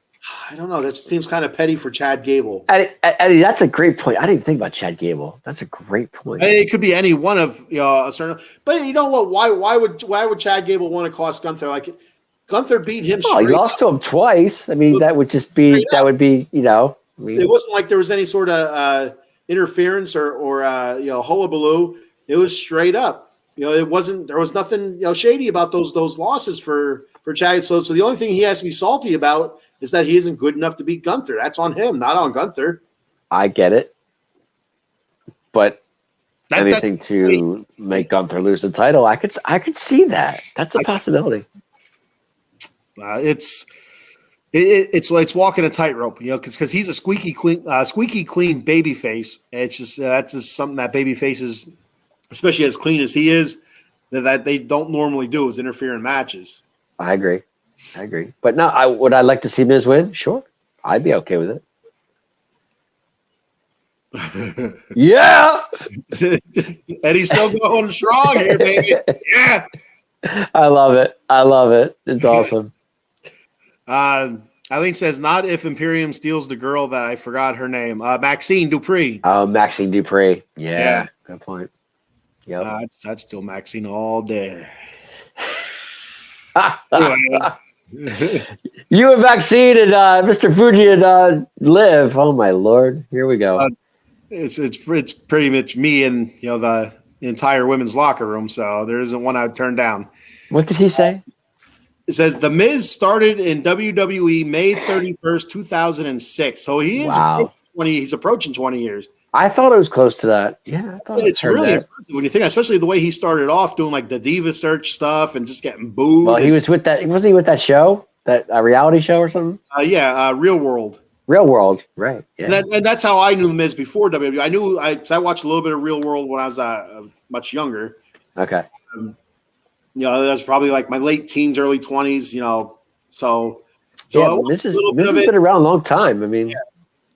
And I just remember Miz talking about how much of a massive wrestling fan he was, and he talked about being the Miz and stuff. He's the Miz. He wins Tough Enough, the inaugural Tough Enough. I think it was the first one that he ended up winning, and I think he won it, or did he finish second and still got a contract? I don't know what it was. I think he won it. I think he won it as well. Yeah. But then like the way he started off, like the Diva Search and messing up on the mic and stuff. Then tag team. He was tag team with John Morrison. That kind of like lifted him after he was a singles wrestler for a little bit. But tagging with John Morrison really lifted him up. Well, that was Miz and Morrison. That was Evan. I mean, that was those two really got him rolling. I sure think, at that. I agree. Which was a fantastic tag team. Yep, they were very good. Very good. All right, so let's. And then they did try it again. It didn't work too hot though. The second time around. Yeah. Eddie does a great LA Knight. Yeah. Come on, Eileen. Eddie says I could see Chad coming out to stop Ludwig and the other guy from Absolutely, I could see that. Absolutely, that's a possibility. Sure. I mean, track Gunther, and Gunther could get rolled up, and Gunther just beats the shit out of the rest of the Imperium guys. Out of Ludwig Kaiser and that idiot Kaiser. I like Kaiser. Maxine Dupree, yes. Yes. Oh, Eddie again. Oh, there we go. Yeah. Yeah. All right. So another big match from Monday Night Raw. But before you go that day, I'm happy for Miz. I really am. It's a great opportunity for him, and he puts him back in the babyface picture, which is good. Yeah. Absolutely. It's yeah. I'm glad to see him. Not really getting a push, but getting a little bit of recognition. Yep, He's I been in agree. the back burner for a long time. Absolutely. So we had the women's number one contender battle royal. This was the one I was shocked about. I was shocked as well. I think a lot of people. And I know you were a fan of this girl. You keep talking about her during all the shows we've been doing. You've been really all over her.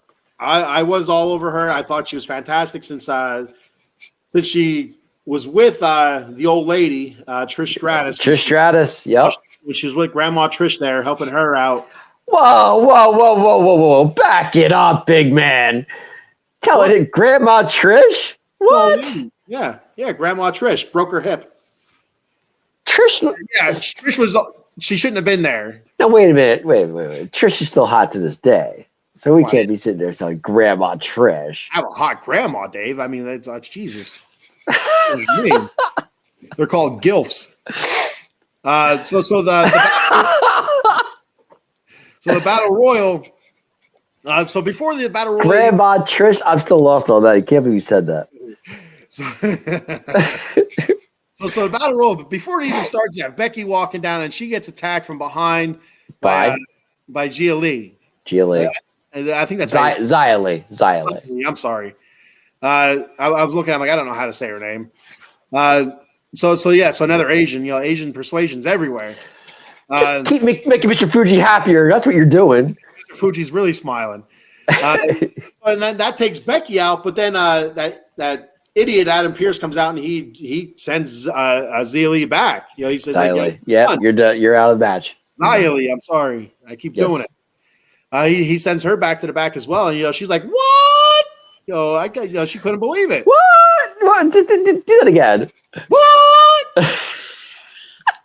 That's kind of what she was like. But you do that so well. So she sent it back. So right away, two competitors gone. Right. And so then you have the Nikki Cross thing still going on. What was that about? So I'm watching Raw, and my youngest daughter goes, "Dad, what's wrong with that lady?" I said, "This is part of her gimmick right now." She's like, "What do you mean?" I said, "She's in a trance." She's like, "Why?" So nobody knows yet. I said, "I think I have an idea." I said, "But I'm not sure," because there's this whole thing where they're doing promos for this this faction or group of like witches or whatever that were supposed to come in. I don't know if they came in yet or not. You remember those promos? Yeah, I think I do. And so I'm thinking that's all connected. Nikki Cross and these witches. I can't think of what their names are right now. But they had a couple promos, and I'm just when those promos start coming out, you start seeing Nikki Cross coming out in a trance. Okay. So she gets tossed out by Nia Jax and Raquel Rodriguez. Her standing there though. Didn't mean to cut you off. Did you think that was kind of cool though at first? Like fantastic. All that action's happening around her, and she's just standing there staring. Give her credit for just standing there. Like barely blinking, like she's not even a twitcher. Like human reactions, like you twitch a little bit, but nothing. Right. I thought it was cool the way she did it though. Go ahead. So they toss her ass out. When they tossed her out, I was hoping that she'd land on her feet so she could stand there staring, but she landed on her ass and she got up and right away found that camera and stood there staring for I don't know how long. Well, then she was gone, and my daughter, where'd she go? I said, so she's over at the announce table. I don't know if she was there for the rest of the match, but she was standing right in front of the announce table, and they're like, Nikki Cross is still in front of us, staring a hole in us. And my daughter's like, where is she? I'm like, she's still there. She's still there. So it was pretty cool. I like I'm curious to see where this Nikki Cross thing's going. Yeah, I'm kind of the same way. I want to see where it goes myself. Hopefully there's an end game. Hopefully they don't leave us hanging to say, oh, never mind, we're done with the storyline. Hopefully there's an ending to it. I'm sure there's something to it. So your final three, you had Raquel Rodriguez, not surprising. Shayna. Not surprising. I would say not surprising. And then Zoe Stark. Zoe Stark. Yep. And so which was, again, not overly surprising. Well, out of those three, my first thought would have been Raquel Rodriguez is going to win this match. See, I thought so too. That was my guess. But it ended up not being Raquel Rodriguez. No, it did not. Zoe Stark pulls it out. I'm a big fan of Zoe Stark. I think she's terrific in the ring. She's strong. She has a great skill set. Not bad on the mic. I agree. So does this mean she's going to win the title? I don't think so, but it's a huge bump, a huge push for her. So I think that's great.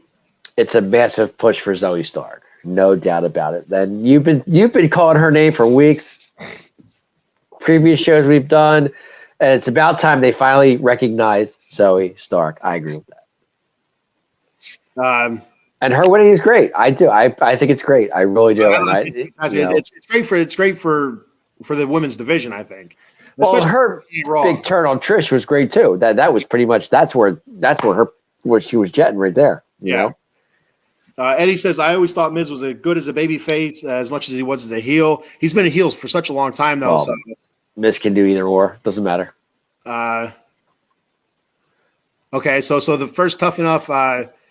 He said he thought it was Matt Capitali, which I believe you're right. I think Miz was like second or something like that. Okay. I don't think he won it, but he finished really, really good, and I think he ended up getting a contract. I think that was mostly because of his work with MTV. I think he could have been. That's probably why they gave it to him. Yeah.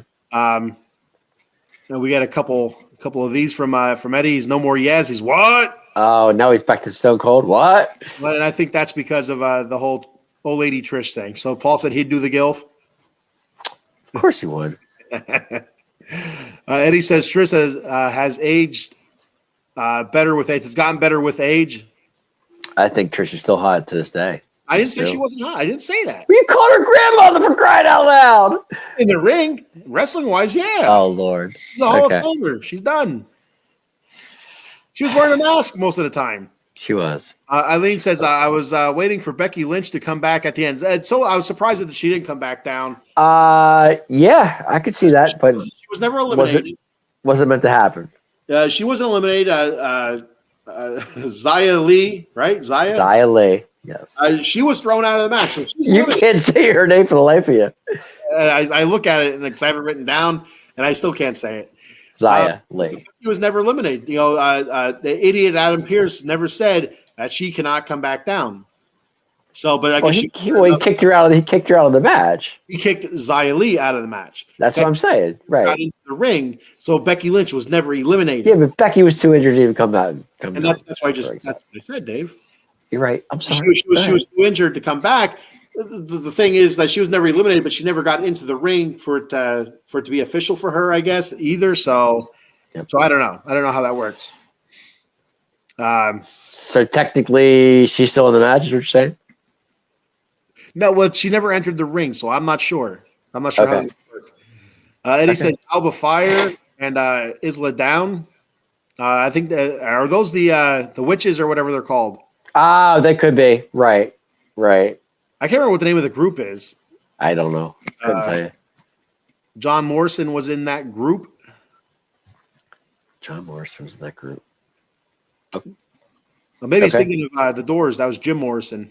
Oh, Jim Morrison was in the Doors. Yeah, right. I'm not sure. I don't know. Was he? What he's talking about? Yeah, but Jim Morrison was the lead singer of Doors. What are you talking about? Okay, there you go. I'm not a Doors fan. I don't know. So to finish up Monday Night Raw real quick, we had Seth versus Sammy, championship match. Great match. Did you ever think Sammy was going to win? Nope. Me neither. Not a prayer. Not a chance. Not a chance in hell he was going to win that match. Nope. But you knew it was going to be a good match. You knew there was going to be shenanigans. You knew something was going to happen at the end. So at the end, after Seth legit beat Sammy, Sammy's leaving. He's attacked by Judgment Day. Seth is attacked by Judgment Day. And who came down to ringside? Big Bronson Reed. I'm just messing with you. No. Try again. Like you froze. You're like, when you said you just threw me off when you said it. I was like, what? No, yeah, it was Cody and Jey Uso. Jey Uso eventually came down, but it was Cody. Correct. Cody first. Yep. Came down, and then you had Jey Uso come down and kind of chase the Judgment Day off. You had, that idiot Adam Pearce come down and start hollering, what we're gonna do? Enough.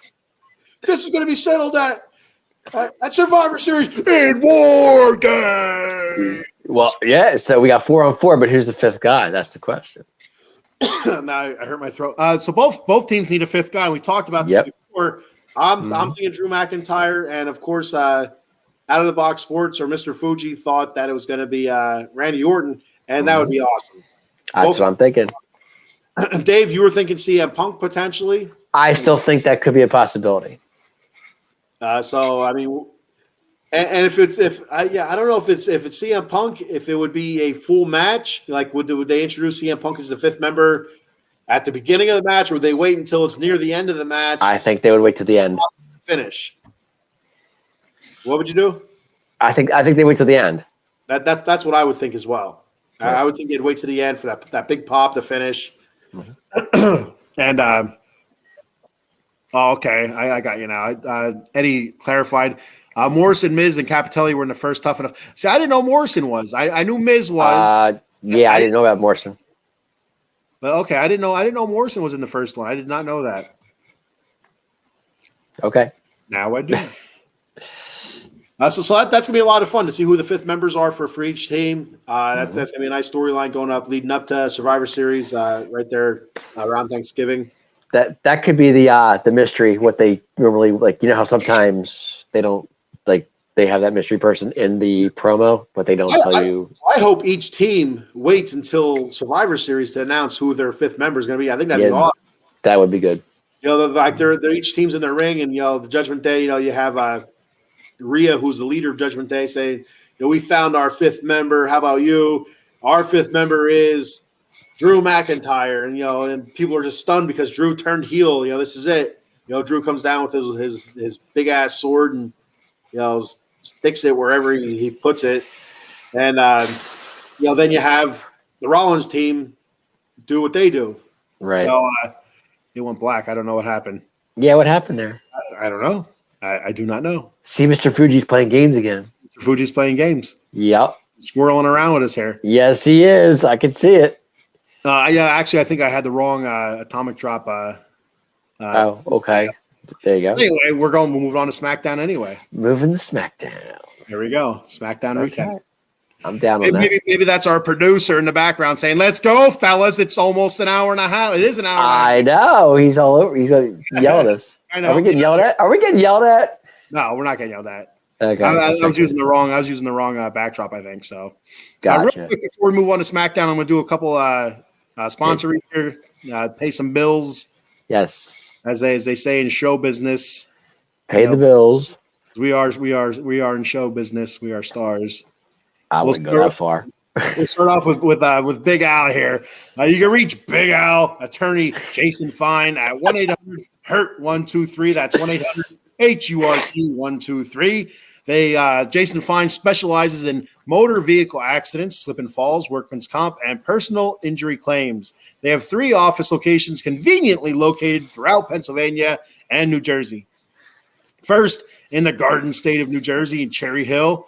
The office is located at 3 Greensward Lane with the phone number 856-209-5258. That in the steel city of Pittsburgh, Pennsylvania. The office is located at 500 Grant Street, Suite 2900. The phone number there is 412-365-8151. And then in the city of brotherly love, Philadelphia, Pennsylvania. The office is located at 1628 JFK Boulevard, Suite 2120. The phone number there is 267-888-2980. That's Jason Fine, attorney Big Al. Tell him Out of the Box Sports Entertainment sent you. And then we move on to Monkey Colt Coffee. Head over to monkeycoltcoffee.com. Take your little virtual shopping cart over and throw some coffee in there. We got the OG coffee, bourbon, chocolate chip infused coffee. Fantastic. The toasted coconut rum.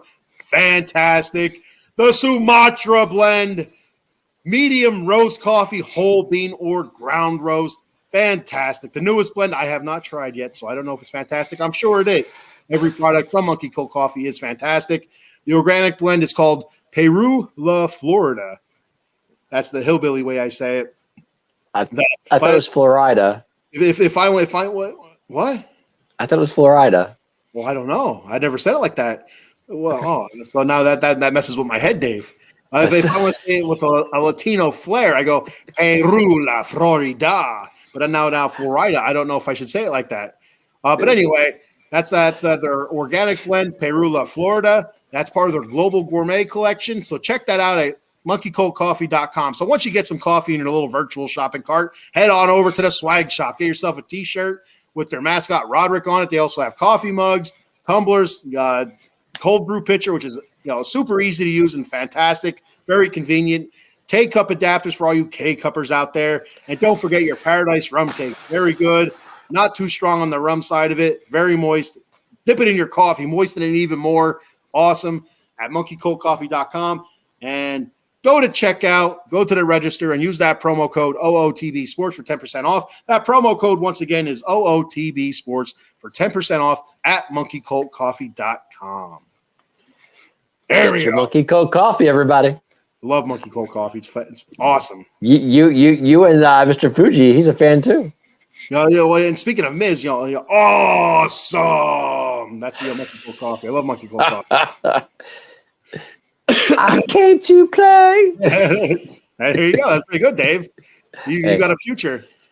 Yeah, I wouldn't go that far. I got a couple comments here before we hit SmackDown. Eileen says, I like to keep you guys on as long as I can. Eileen's trying to stretch us out here. Is she stretching us out or what? Yeah, exactly. Eileen says, Ken has sold me on whatever he's advertising. There we go, Eileen. Get yourself some Monkey Cold Coffee. He's good like that, Eileen. That's what he does. I tell you what, Eileen, you're in New Jersey, I believe. I think you're in New Jersey. Head on over to a supermarket somewhere near the Cherry Hill area. Slip and fall, and then give your call to Jason Fine. Jason Fine, J Fine Law will hook you up. Big Al, 1-800. 33 and a third, right? If I'm not mistaken. There we go. What's that? 33 and a third for the case, right? There we go. Yep. I'm not sure. I don't know the legal terminology, so I always skip over that part because I don't know how to say it. I think it's 33 and a third, if I'm not mistaken. I don't want to seem like a simpleton, and so I could. I'm way ahead of that game. Oh my gosh! All right, so heading over to SmackDown. SmackDown. All right. So SmackDown starts off with my favorite segment of SmackDown, which I've been calling for weeks and weeks and weeks. LWO comes out. You have Rey Mysterio marching down with his LWO brothers and sister. Well, I don't think what's her name was out there. The lady, I don't think her name. She was there. Was she out there with them in the beginning? Yes, she was. Yep, she was. But I did notice Santos Escobar immediately, and after his shenanigans there at Crown Jewel, I'm waiting for Rey to say something. Rey doesn't say anything about it, and then good on Carlito for marching his fuzzy ass down there and saying to Rey, say, "Hey Rey, bro, what's up? Let's call a zebra here, and this is what's going on. What about this clown over here, Santos Escobar, putting the brass knucks on the edge of the ring?" And that's when it got a little bit hairy. So, a little bit of shoving, a little bit of pushing. People calm down. And then the match starts between Carlito and Bobby Lashley. So, that match is going on. You have outside interference by what the hell's that? I can't think of their name. The Street Profits. Street Profits. I always want to say primetime players, but I know it's not, so I have to go against that. The Street Profits. I just didn't realize you were going with that, but go ahead.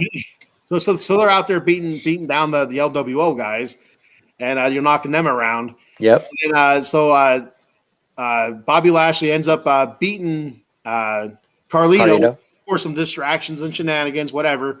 And as the Street Profits and Bobby Lashley are stomping the shit out of Carlito. Carlito, somebody throw me a freaking apple here. They're stomping his ass, his fuzzy ass. You have Santos Escobar get up on the ring apron and stand there and watch. Yep. Like it's on, man. It's on like Donkey Kong now. So you see Rey down and Rey starts giving him the shit. As soon as Rey walked over and huddled down over Carlito's limp, body, and trying to, Carlito, I'm so sorry this happened to you, Carlito. Come on, my brother, in a little Rey voice that he has. You see Santos Escobar step outside the ring and then kind of stop and look. And I said to my daughter, I gave her an elbow as she's eating her cheese fries. And I said, watch this. And she's like, watch what? I said, watch. I said, he's going to come back and stomp Rey.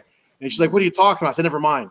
And so then Santos came in and just started beating the crap out of Rey. I thought it was beautiful. It was a beautiful thing.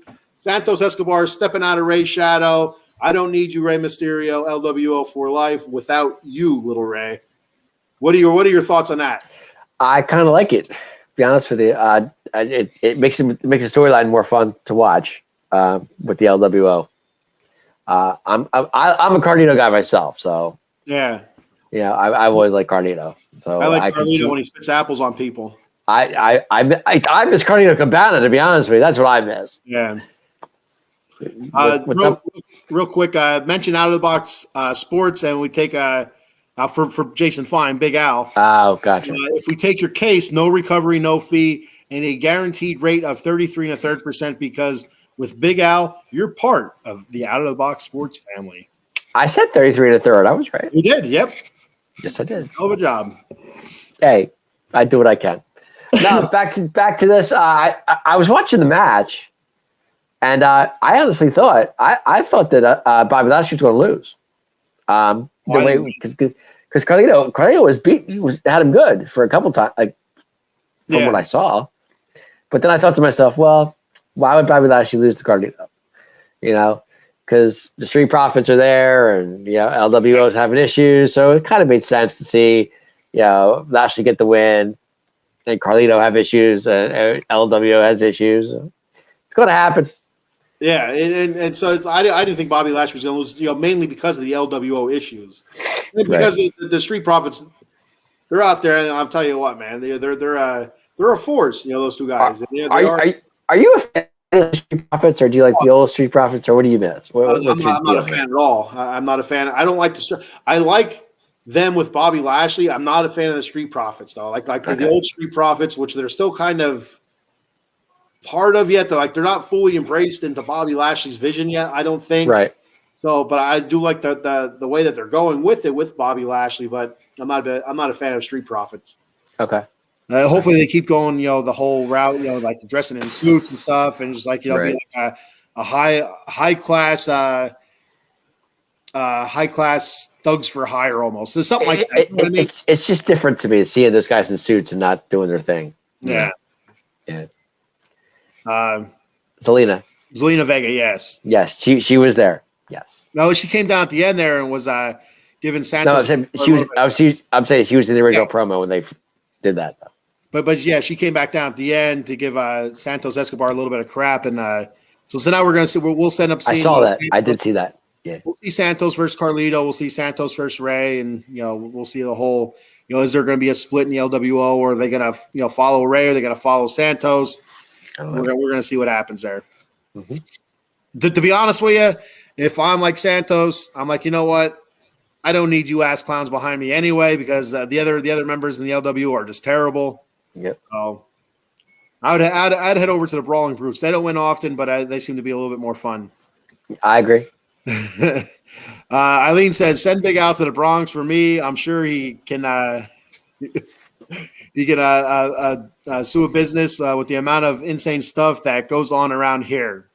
Oh, he can do a lot of business. He can do business. So Big Al can do business about what's going on in the Bronx. I get it. Oh, he'll expand north. We'll see what happens there. Hey, never know. All right, so then we have Dragon Lee and Cedric Alexander. That was a pretty decent match. That was, Dragon Lee's. That's a lot of fun. And so, did you see this match, Dave? I did not see that. No, I can't see that. All right, so you didn't really need to see it. It's two guys. Dragon Lee ends up winning. Great match, a lot of acrobatics and stuff like that. So it's what you would expect out of that match. But my question to you is, do you think it would be smart or behoove? I hear that word every once in a while. I don't know if I'm using it correctly. WWE to bring back the Cruiserweight Championship. I would like it.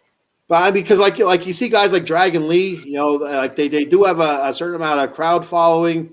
They do great in the ring, and they're a lot of fun to watch. But there's no way in hell those guys are ever going to win like a World Heavyweight Championship or even an IC title. There's no way.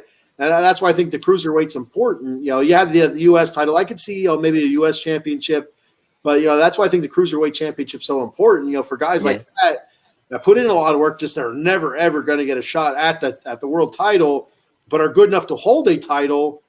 And I think it'd be a good idea to bring the Cruiserweight Championship back and maybe defend it on like NXT or just on one of the shows. It doesn't have to be on every show.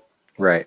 But I'm with you. I wouldn't mind the cruiserweight title coming back. I think that'd be more. I think it would make it more interesting, to be honest with you. That was one of my favorite things about WCW back in the day was their cruiserweight cruiserweight division. Sure, I agree. And like you said, like Dragon Lee, Cedric Alexander, like stars like that. Yeah, it would make it more fun to watch. I mean, it was something, kind of like a WCW thing back in the day when they had the cruiserweight title. I think it was the cruiserweight title. Yeah, they had it for a little while, but they didn't promote it the way WCW promoted the cruiserweight championship. Right. I wouldn't. I'm okay with it. One of the few things WCW did really well is they had a hell of a cruiserweight division. They did. And they did. The original NWO was really good. And Goldberg, early on, Goldberg was done really well. But then after that, it was all shit. But you had Jericho, you had Ray. Yeah. Ultimo Dragon was one of my favorites. I think Billy Kidman was in that direction. So many different luchadors. I don't know if Disco Inferno was part of that or Perry. I think he was. Yeah. There's quite a few guys, that were big but weren't big enough to really be in the main storylines, but they needed their own storyline because they deserved it. So that could be your cruiserweight division without even having a title. You know what I'm saying? But yeah, but the title gives it legitimacy. True. Instead of just week in and week out having the Dragon Lee and Cedric Alexander fighting each other for nothing. It's like, right. All right, what are they going to get out of this? Some cool spots, so the crowd's super into it. But there's a good match is what you're going to get out of it. That's pretty much what you're going to get. We want a little gold, man. We want a little gold. Or go to the bathroom match, call it a day, whatever you want to go. Yeah. So you had LA Knight and that idiot Grayson Waller to finish up the night.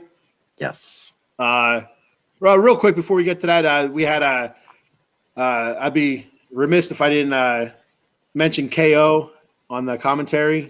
Yeah, I saw that. That was awesome. It was hilarious. Were you a fan of that? Yeah, I loved it. Just like our friends in our private chat, our Out of the Box Sports chat, our friends Keep It Real podcast. The ladies, they'll be joining the network. Like I said, Monday, 7:15 p.m. Keep It Real. There we go. Thank you, man behind the curtain. Is that November 27th? I think I saw.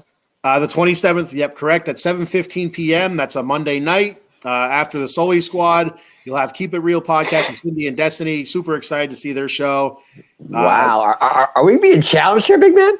No. This is a working relationship. This is a okay. But you never know. Sometimes you got to turn, and That's what I'm saying. But no, I love it. I'm excited. I think answer the question. You had the Shield working together for a while, and all of a sudden that chair shot came from nowhere. So you never know. Watch your back. That's what I'm thinking. You see with those two, you never know. You see Destiny or Cindy hanging out behind you, Dave. Be careful. I'm telling you. I don't think they missed in my face. But yeah. So yeah, that that's something that we were all talking about, and I did mention in our group chat on Messenger that it reminded me a lot of when Rowdy Piper would come on. I guess it was the late 80s I think it's pretty much the late 80s. Rowdy Piper would do some commentating with Vince McMahon or Macho Man did too. Whatever. So yeah, they remind me a lot of that. A lot of comedy and stuff like that. It was good stuff. It was really good. It sounded good. It didn't really miss a beat. So it's KO behind the mic. Okay. That's one of his strong suits is behind the mic. Yeah, he does good. Hey, if he can do it, I have no problem with it. He came out with a tie, so I saw him. He was dressed for the occasion. I did. I saw that. So we have Eileen said KO was great. The commentary was great, and Eddie agrees as well. I guess KO is the man behind the mic. I could. So and this was I don't know how long this is going to be for because it was just. Corey Graves had his wife had a child, so right out after the birth of his child. Carmella had a baby. Yep. And so that's why KO was filling in, and that's because I was starting to at first I didn't hear why he was doing it. I thought maybe he was injured. Like, oh man, but at least they're keeping him working, keeping him relevant. But it was just for that. I'm like, oh, okay, that's cool. If that's what works, then why not? So we had LA Knight versus the idiot Grayson Waller. So you are so against my man Grayson Waller. I can't stand Grayson Waller. I can't stand him. I don't want to use the word hate, but I will. We know where you stand with Grayson Waller. He's an idiot. Okay, I get it, but he's a good idiot because the crowd seems to like it. We have Out of the Box Sports Entertainment laying down the gauntlet here, Dave. As his highest rated show between the Atomic Drop versus Keep It Real gets the Out of the Box Sports primetime spot and the big paycheck. Just saying, yeah. Yeah.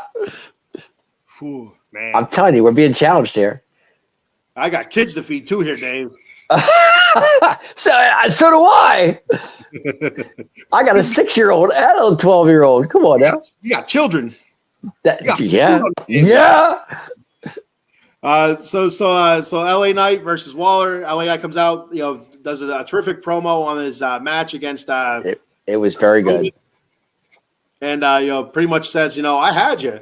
If it wasn't for the interference, he did have the 1, 2, 3 until Jimmy put Roman's foot up on the rope, and then the outside interference, all the shenanigans there, and that's pretty much what led to the distraction and the spear in the end, and yeah, that was it. LA Knight against Roman. So LA Knight was not in a great mood. No, he was not. So he had a match with Grayson Waller, and took him out hard, big time. Well, and I'll tell you, I thought Grayson Waller gave him a pretty good match, though. As much as I think he's a douchebag, he gave him a pretty good match, gave him a little bit of a run there, and LA Knight came out on top. And so one of the funnier things was, I guess at the end of the match, you had Waller leave, but he came back down with Theory, with Austin Theory. Theory. And so KO had all sorts of stuff he was yelling to Grayson Waller, and so I guess Grayson and his boyfriend, his boy toy, Austin Theory came down, confronted KO. KO's kind of like taking, you had the other commentators, saying, KO, don't do anything, you're going to get suspended. Well, then they poured water on KO's head, and they threw a bottle at. I'm not sure who they threw the bottle at. They threw the empty water bottle at one of the other commentators. I don't know if it was Cole or if it was the other guy, the British fella, or Australian, whatever he is. But KO said, he goes, I can take them, belittling me and dumping water on my head. He goes, I can't take it when they throw a water bottle at my fellow commentators. So that's he got up, he chased them down and beat the snot out of both of them. So nice. So it was good. It was good stuff there. Gotta love KO. Gotta love KO. So I wonder what's going to happen, if there's going to be any repercussions or not. So there probably will be. Couple comments here. Paul says the kangaroo jackass, Grayson Waller. I love it. I love that. I'm going to get that a T-shirt. Eddie says Grayson Waller is the Australian Vince Russo. There we go. That is true. That is true. Good call, Eddie. Good call on that. I agree. He's saying Heath Slater, when Heath Slater had his little gimmick. Heath Slater, I got kids. Remember that? I do. That was Rhino. No, I remember Heath Slater. Was that 3-man band? He was in 3-man band, yes. I thought he was. Yeah. The whole I Got Kids, I think, was either right before or right after 3-man. I think it was after a 3-man band. Yeah, I'm hearing an echo. Are you? Yeah, I'm just now. I'm hearing an echo. Sorry about that. No, it's all right, Dave. It's all cool. We're getting ready to wrap up here anyway. Sure. So, do you have anything else? Well, we did the Asian persuasion thing. Oh no, we did not. Yeah, you're right. So it was. Oh man, what was that? I didn't even write it down. What was the match at the end? It was a 6-women tag team match. Yeah, it was Io. Was it Io? It was Io. Io Bailey and Kairi Sane versus Charlotte, Asuka, and Bianca. Yes. Okay. Yeah, I totally missed that. Yeah. And, I'm surprised Paul didn't let me know sooner. But yeah, he says Asian Power, Heaven and SmackDown, every Asian man's dream. Asuka, Kairi, and Io. I'm starting to forget about Liv. Poor Liv. Is Liv getting out in the dust? What's going on here? Well, you got the Paul lived in Japan for a little bit when he was a little little Asian boy, and now that he's a big Asian man, he's here in America. But, he still has those deep roots in Japan, so it's enough to change a man. It's enough. The homeland is calling. Well, going back to the match that we're talking about here. Thank you, Eddie. Thanks for checking the show out. Thanks, Ed. We appreciate it, buddy. We really do. Thank you for chiming in. We really appreciate that. It means a lot.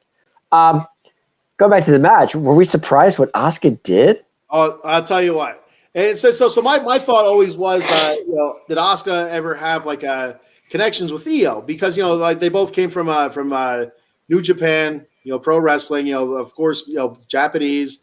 Yes, some sort of connection.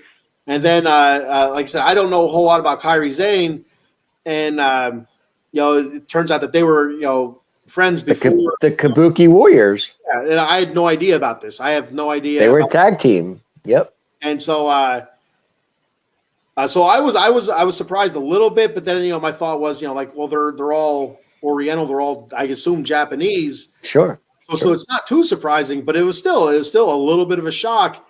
And I'll tell you what, I was a little bit pumped up. She pulled her hand back against Bianca, and Bianca's face, like, what the, what I mean? Bianca gets to spray again. That's the second or third time she's done that to her.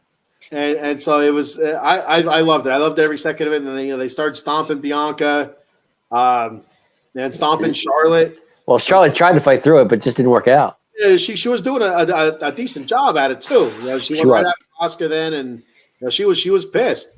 Yep. So it's, and I'll tell you what, damage control just got much stronger, but this points me to the way that Bayley's on her way out.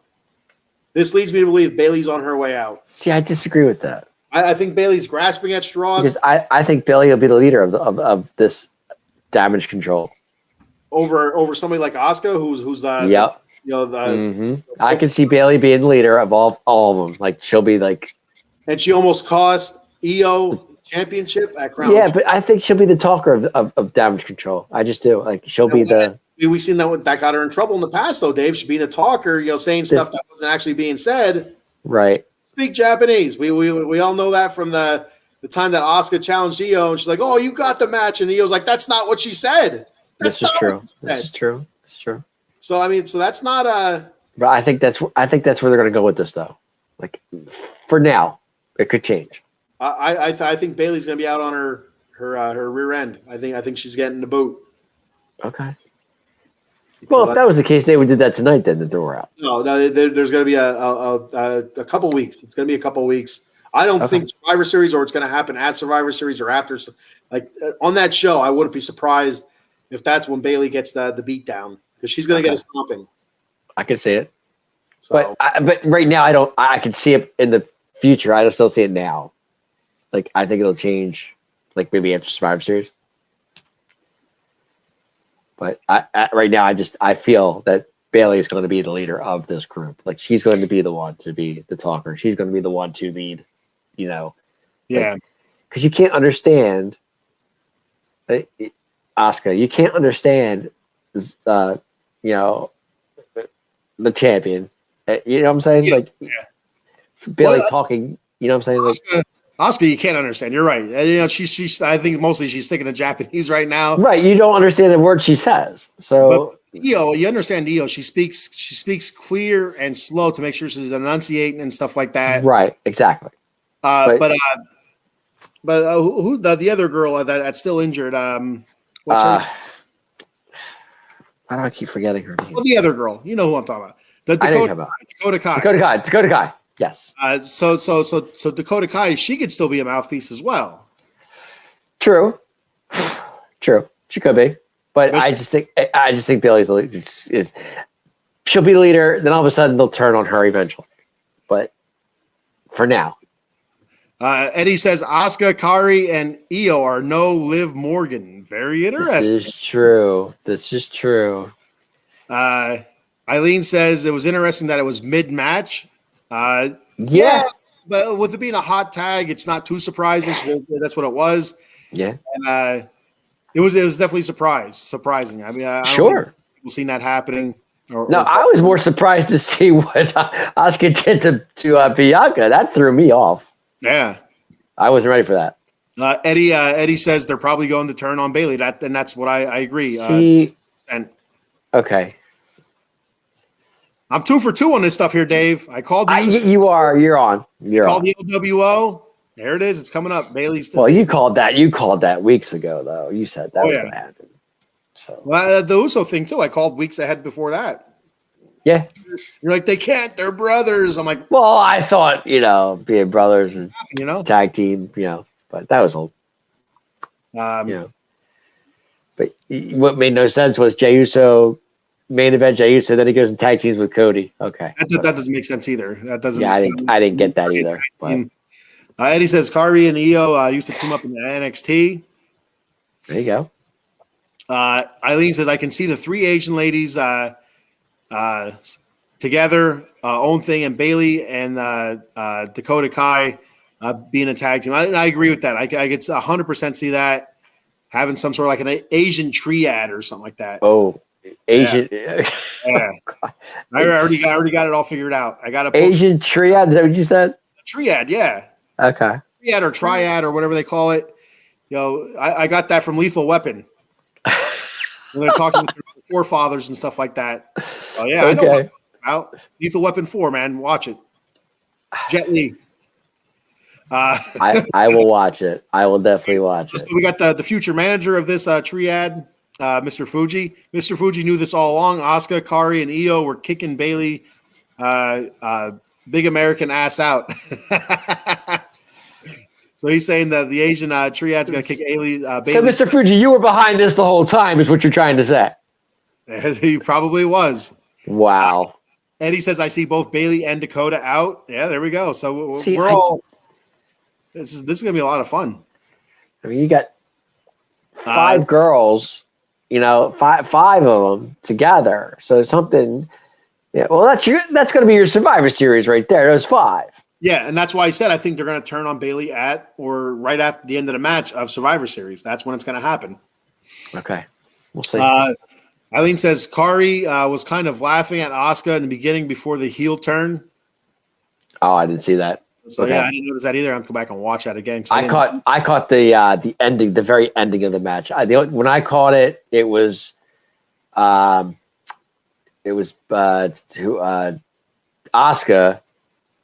standing on the ring post, Bianca going for the tag. Yeah. And then Asuka said, no, not going to happen. That's when I not today, little sister. Yeah, right. Exactly. That's exactly what I thought.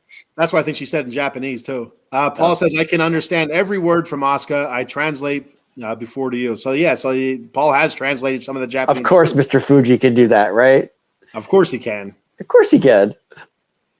Dakota, yes. Dakota Kai, yes. All right. So to me, damage control just grew. It got bigger. Well, it either grew or it just got split. Depends on how you want to look at it. Okay, that's true. There is going to be even if they don't turn on Bailey and Dakota Kai, especially Bailey, even if they don't turn on them, there's going to be some sort of tension. You know what I mean? Building. Just because there's so many members that there's going to be something. I mean, Asuka, Io, Bailey, Dakota Kai, and Kairi Sane. It's an odd combination, but okay. Paul says, I wouldn't be surprised if Jade Cargill is not a member of the Survivor Series. See, that's when is she going to make her debut? That's the question. Survivor Series. You just heard it from Paul. That's it. Oh, Mr. Fuji, right? Okay. Oh, I'm telling you that would make sense too. That would it'd be a nice surprise if they hold it off until then. Right. Or if they announce it like SmackDown the day before, it'd be a huge pop for that. But yeah, I mean, so you'd have Charlotte, Bianca, Jade, 3. So you'd need 3. 2. I don't know who on SmackDown. I'm not sure. We'd have to go back into our Charlotte, Bianca. Who am I missing? I don't know. Trying to think. Yeah. Okay. Yeah, you're right. I forgot about her. Paul says Shotzi. Right. Shotzi. Yeah. For all about Shotzi. I love Shotzi. Yeah, so Shotzi, Charlotte, Bianca, and you have 2 more than I'm You not. know, the whole little hair and stuff like that. I like Shotzi. I miss Shotzi with the green hair, to be honest with you. Eileen says they don't do women's war games, right? I have no idea. Not to my knowledge, no. No, they don't. Nope. Eileen says Zelina Vega. That maybe is the 5th. If there is a see her in there. No, they do it. I can't see her in there. Oh, maybe Paul, maybe Liv Morgan in there. Maybe. Could be Liv. Yeah, that's a possibility. Sure. I think Liv Morgan's Monday Night Raw, though. Because she was being attacked by Rhea, and Rhea's Monday Night Raw. That's true. That's true. Good point. Eddie also says Zelina. Okay. So, I'm okay. yeah, I mean, if it's Selena, I have a problem with it. I think Zelina actually had a championship match against EO. And then it would be Cade, right? Yeah, Jade Cargill. Jade Cargill. Yeah. Yep. So that'd make fun. So we'll see how it breaks down. We'll see what happens over the next couple of weeks. Because we're only two. I think we're 2 weeks away from Survivor Series. Yeah, so it's just right around the corner. Yep, not far away. Cool. All right, Big Man, you want to wrap this up? Yes, I think that's all we got. So let me go ahead and read the rest of the shows for the rest of the weekend here. Okay. For you guys for the millions and millions to check out here. We gotta find it. Where the hell is it? Where I don't see the show schedule there anymore. Well, anyway, tomorrow. we have tomorrow 11 a.m. We have the Golden Dome podcast, Wake Forest, Notre Dame. 4th, we do not have the Golden Dome podcast tomorrow. That's not happening? Wow. I don't have that. No, the man behind the curtain told me we do not. Oh, is he doing post-game show by any chance? No, Notre Dame tomorrow. Oh, no. What are they on, bye week or something? Yes, they are. That could be why. Atomic Big Blue Power Hour, 11 a.m. Sunday morning. You'll have that's Sunday morning, 11 a.m. Everybody. Is there a Cowboys pregame? There could be a pregame show for that. I believe there is. Yes. At 11, 12, 1. I think the pregame show, Cowboys show, will be at 12 o'clock. If I'm not mistaken. At 12 o'clock. The Cowboys pregame's at 12 o'clock. That is correct. And there will be a post game after the game. So whenever the game ends, so probably if that would be at 7 or 7:30. The post game show for the Cowboys show. Okay, yes. so you hear from somebody that may be on that show. That's correct. I gotta. If I had to say, I would say 7:30. Yeah. So 12 o'clock, post game for Cowboys at 8 p.m. So the post game for the Cowboys. 8 p.m. And the Sixers. There's also a 76ers post game show tomorrow night or Sunday night at 10 p.m. So there we go. We're rolling. So we're rolling. Yeah, the Notre Dame's on a bye week. So I've been telling everybody that there's going to be a Notre Dame show Saturday on my other shows, but yeah, it is what it is. There is no Notre Dame show post-game or pre-game show on Saturday at 11. There is not. So no, there is not. And don't forget, check out the ladies. Keep It Real podcast on Monday night, starting the 27th of this month, 7:15 p.m. Cindy and Destiny, Keep It Real, talking wrestling. I'm looking forward to that. I'm absolutely looking forward to it. I can't wait to watch it. WWE. I think they're going to cover a little bit of indie stuff. I don't know if they're going to do any AEW, but I don't know. We'll see what the first episode brings, and what the ladies are going to bring to the table. I'm excited. I am too. Looking forward to it. A lot of fun with you guys last week. I was bummed that I wasn't on, but you commented a couple of times though. Yes, you were. Yes, probably get me fired. But it is what it is. No. We got to do sometimes to help the network out. Eileen says Notre Dame versus Wake is next week. Yes, I apologize. Gotcha. Paul is on bye week 2. Oh, Paul's on a bye week too. Okay. so Mr. Fuji's on a bye week too, right? He says Eddie says NXT has has those as well. I guess War Games maybe. Oh, okay. War Games. I think I don't know for sure. One last comment here says Sixers upgraded getting Nick Nurse and getting rid of Harden. Harden. I don't know anything about basketball, so Eddie, you're correct. That is right. They are 7-1. They're playing really well right now. Everything's going hunky-dory for the Sixers right now. Right now. That's the key word. Well, they just beat the Celtics the other night. They beat Detroit tonight. They're just on a roll right now. They're playing really well. And the Sixers are 8-1. I thought it was 7-1. 8-1. Dave, get your shit right, man. I thought it was 7-1. I was told by the man behind the curtain who does the show it's 8. I do post game shows. I could have sworn they were 7-1. They were 6-1 tonight, weren't they? He says after Sunday they will be. See, Dave, I don't know. I said they were 7-1. That's what they are. All right. After Sunday they will be. 2 more comments, real quick. Okay. NXT Women's War Games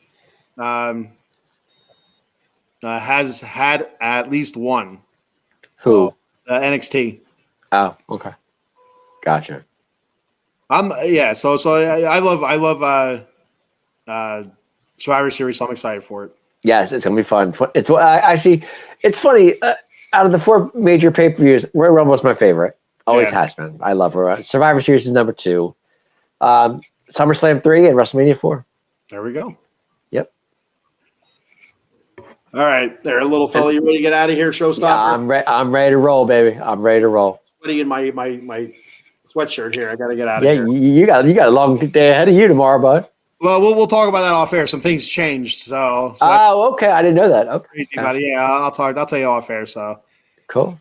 All right. So thank you so much, everybody, for checking the show out, commenting. Fantastic, Eddie, Eileen, Adam, Paul, PP. Thanks Mr. Fuji. Out. Much appreciated. Be sure to check the rest of our shows out: Facebook, YouTube, Twitter, Twitch. Like, follow, subscribe. We're also on the Instagram and the TikTok. Like Out of the Box Sports Entertainment says, Eddie Prather, I'm seeing a Monday Night SmackDown recap show every Monday starring Eddie. Monday Night Raw recap with Eddie P. There we go. Oh, there you go. Eddie and Eileen. There we go. Eddie and Eileen. There you go. Yeah. We'll call it there 11 p.m. No, 11:30 p.m. That's when Eddie's going to go on. He'll go on for hours, him and Eileen. There we go. It's set up. Wow. In there now. That's it. We're really being challenged, big man. I don't know about this. All right. So that's what we got. Dave, anything you want to say here? I just want that, like I said, like you just said it. Thank you, everybody, for chiming in. We really appreciate everything you do. It means so much to us. And we have a great time doing the show. We really love it. It's fun. All right. Well, Dave, take us home. Whose game is it? Everybody say LA Knight. Yeah. Peace.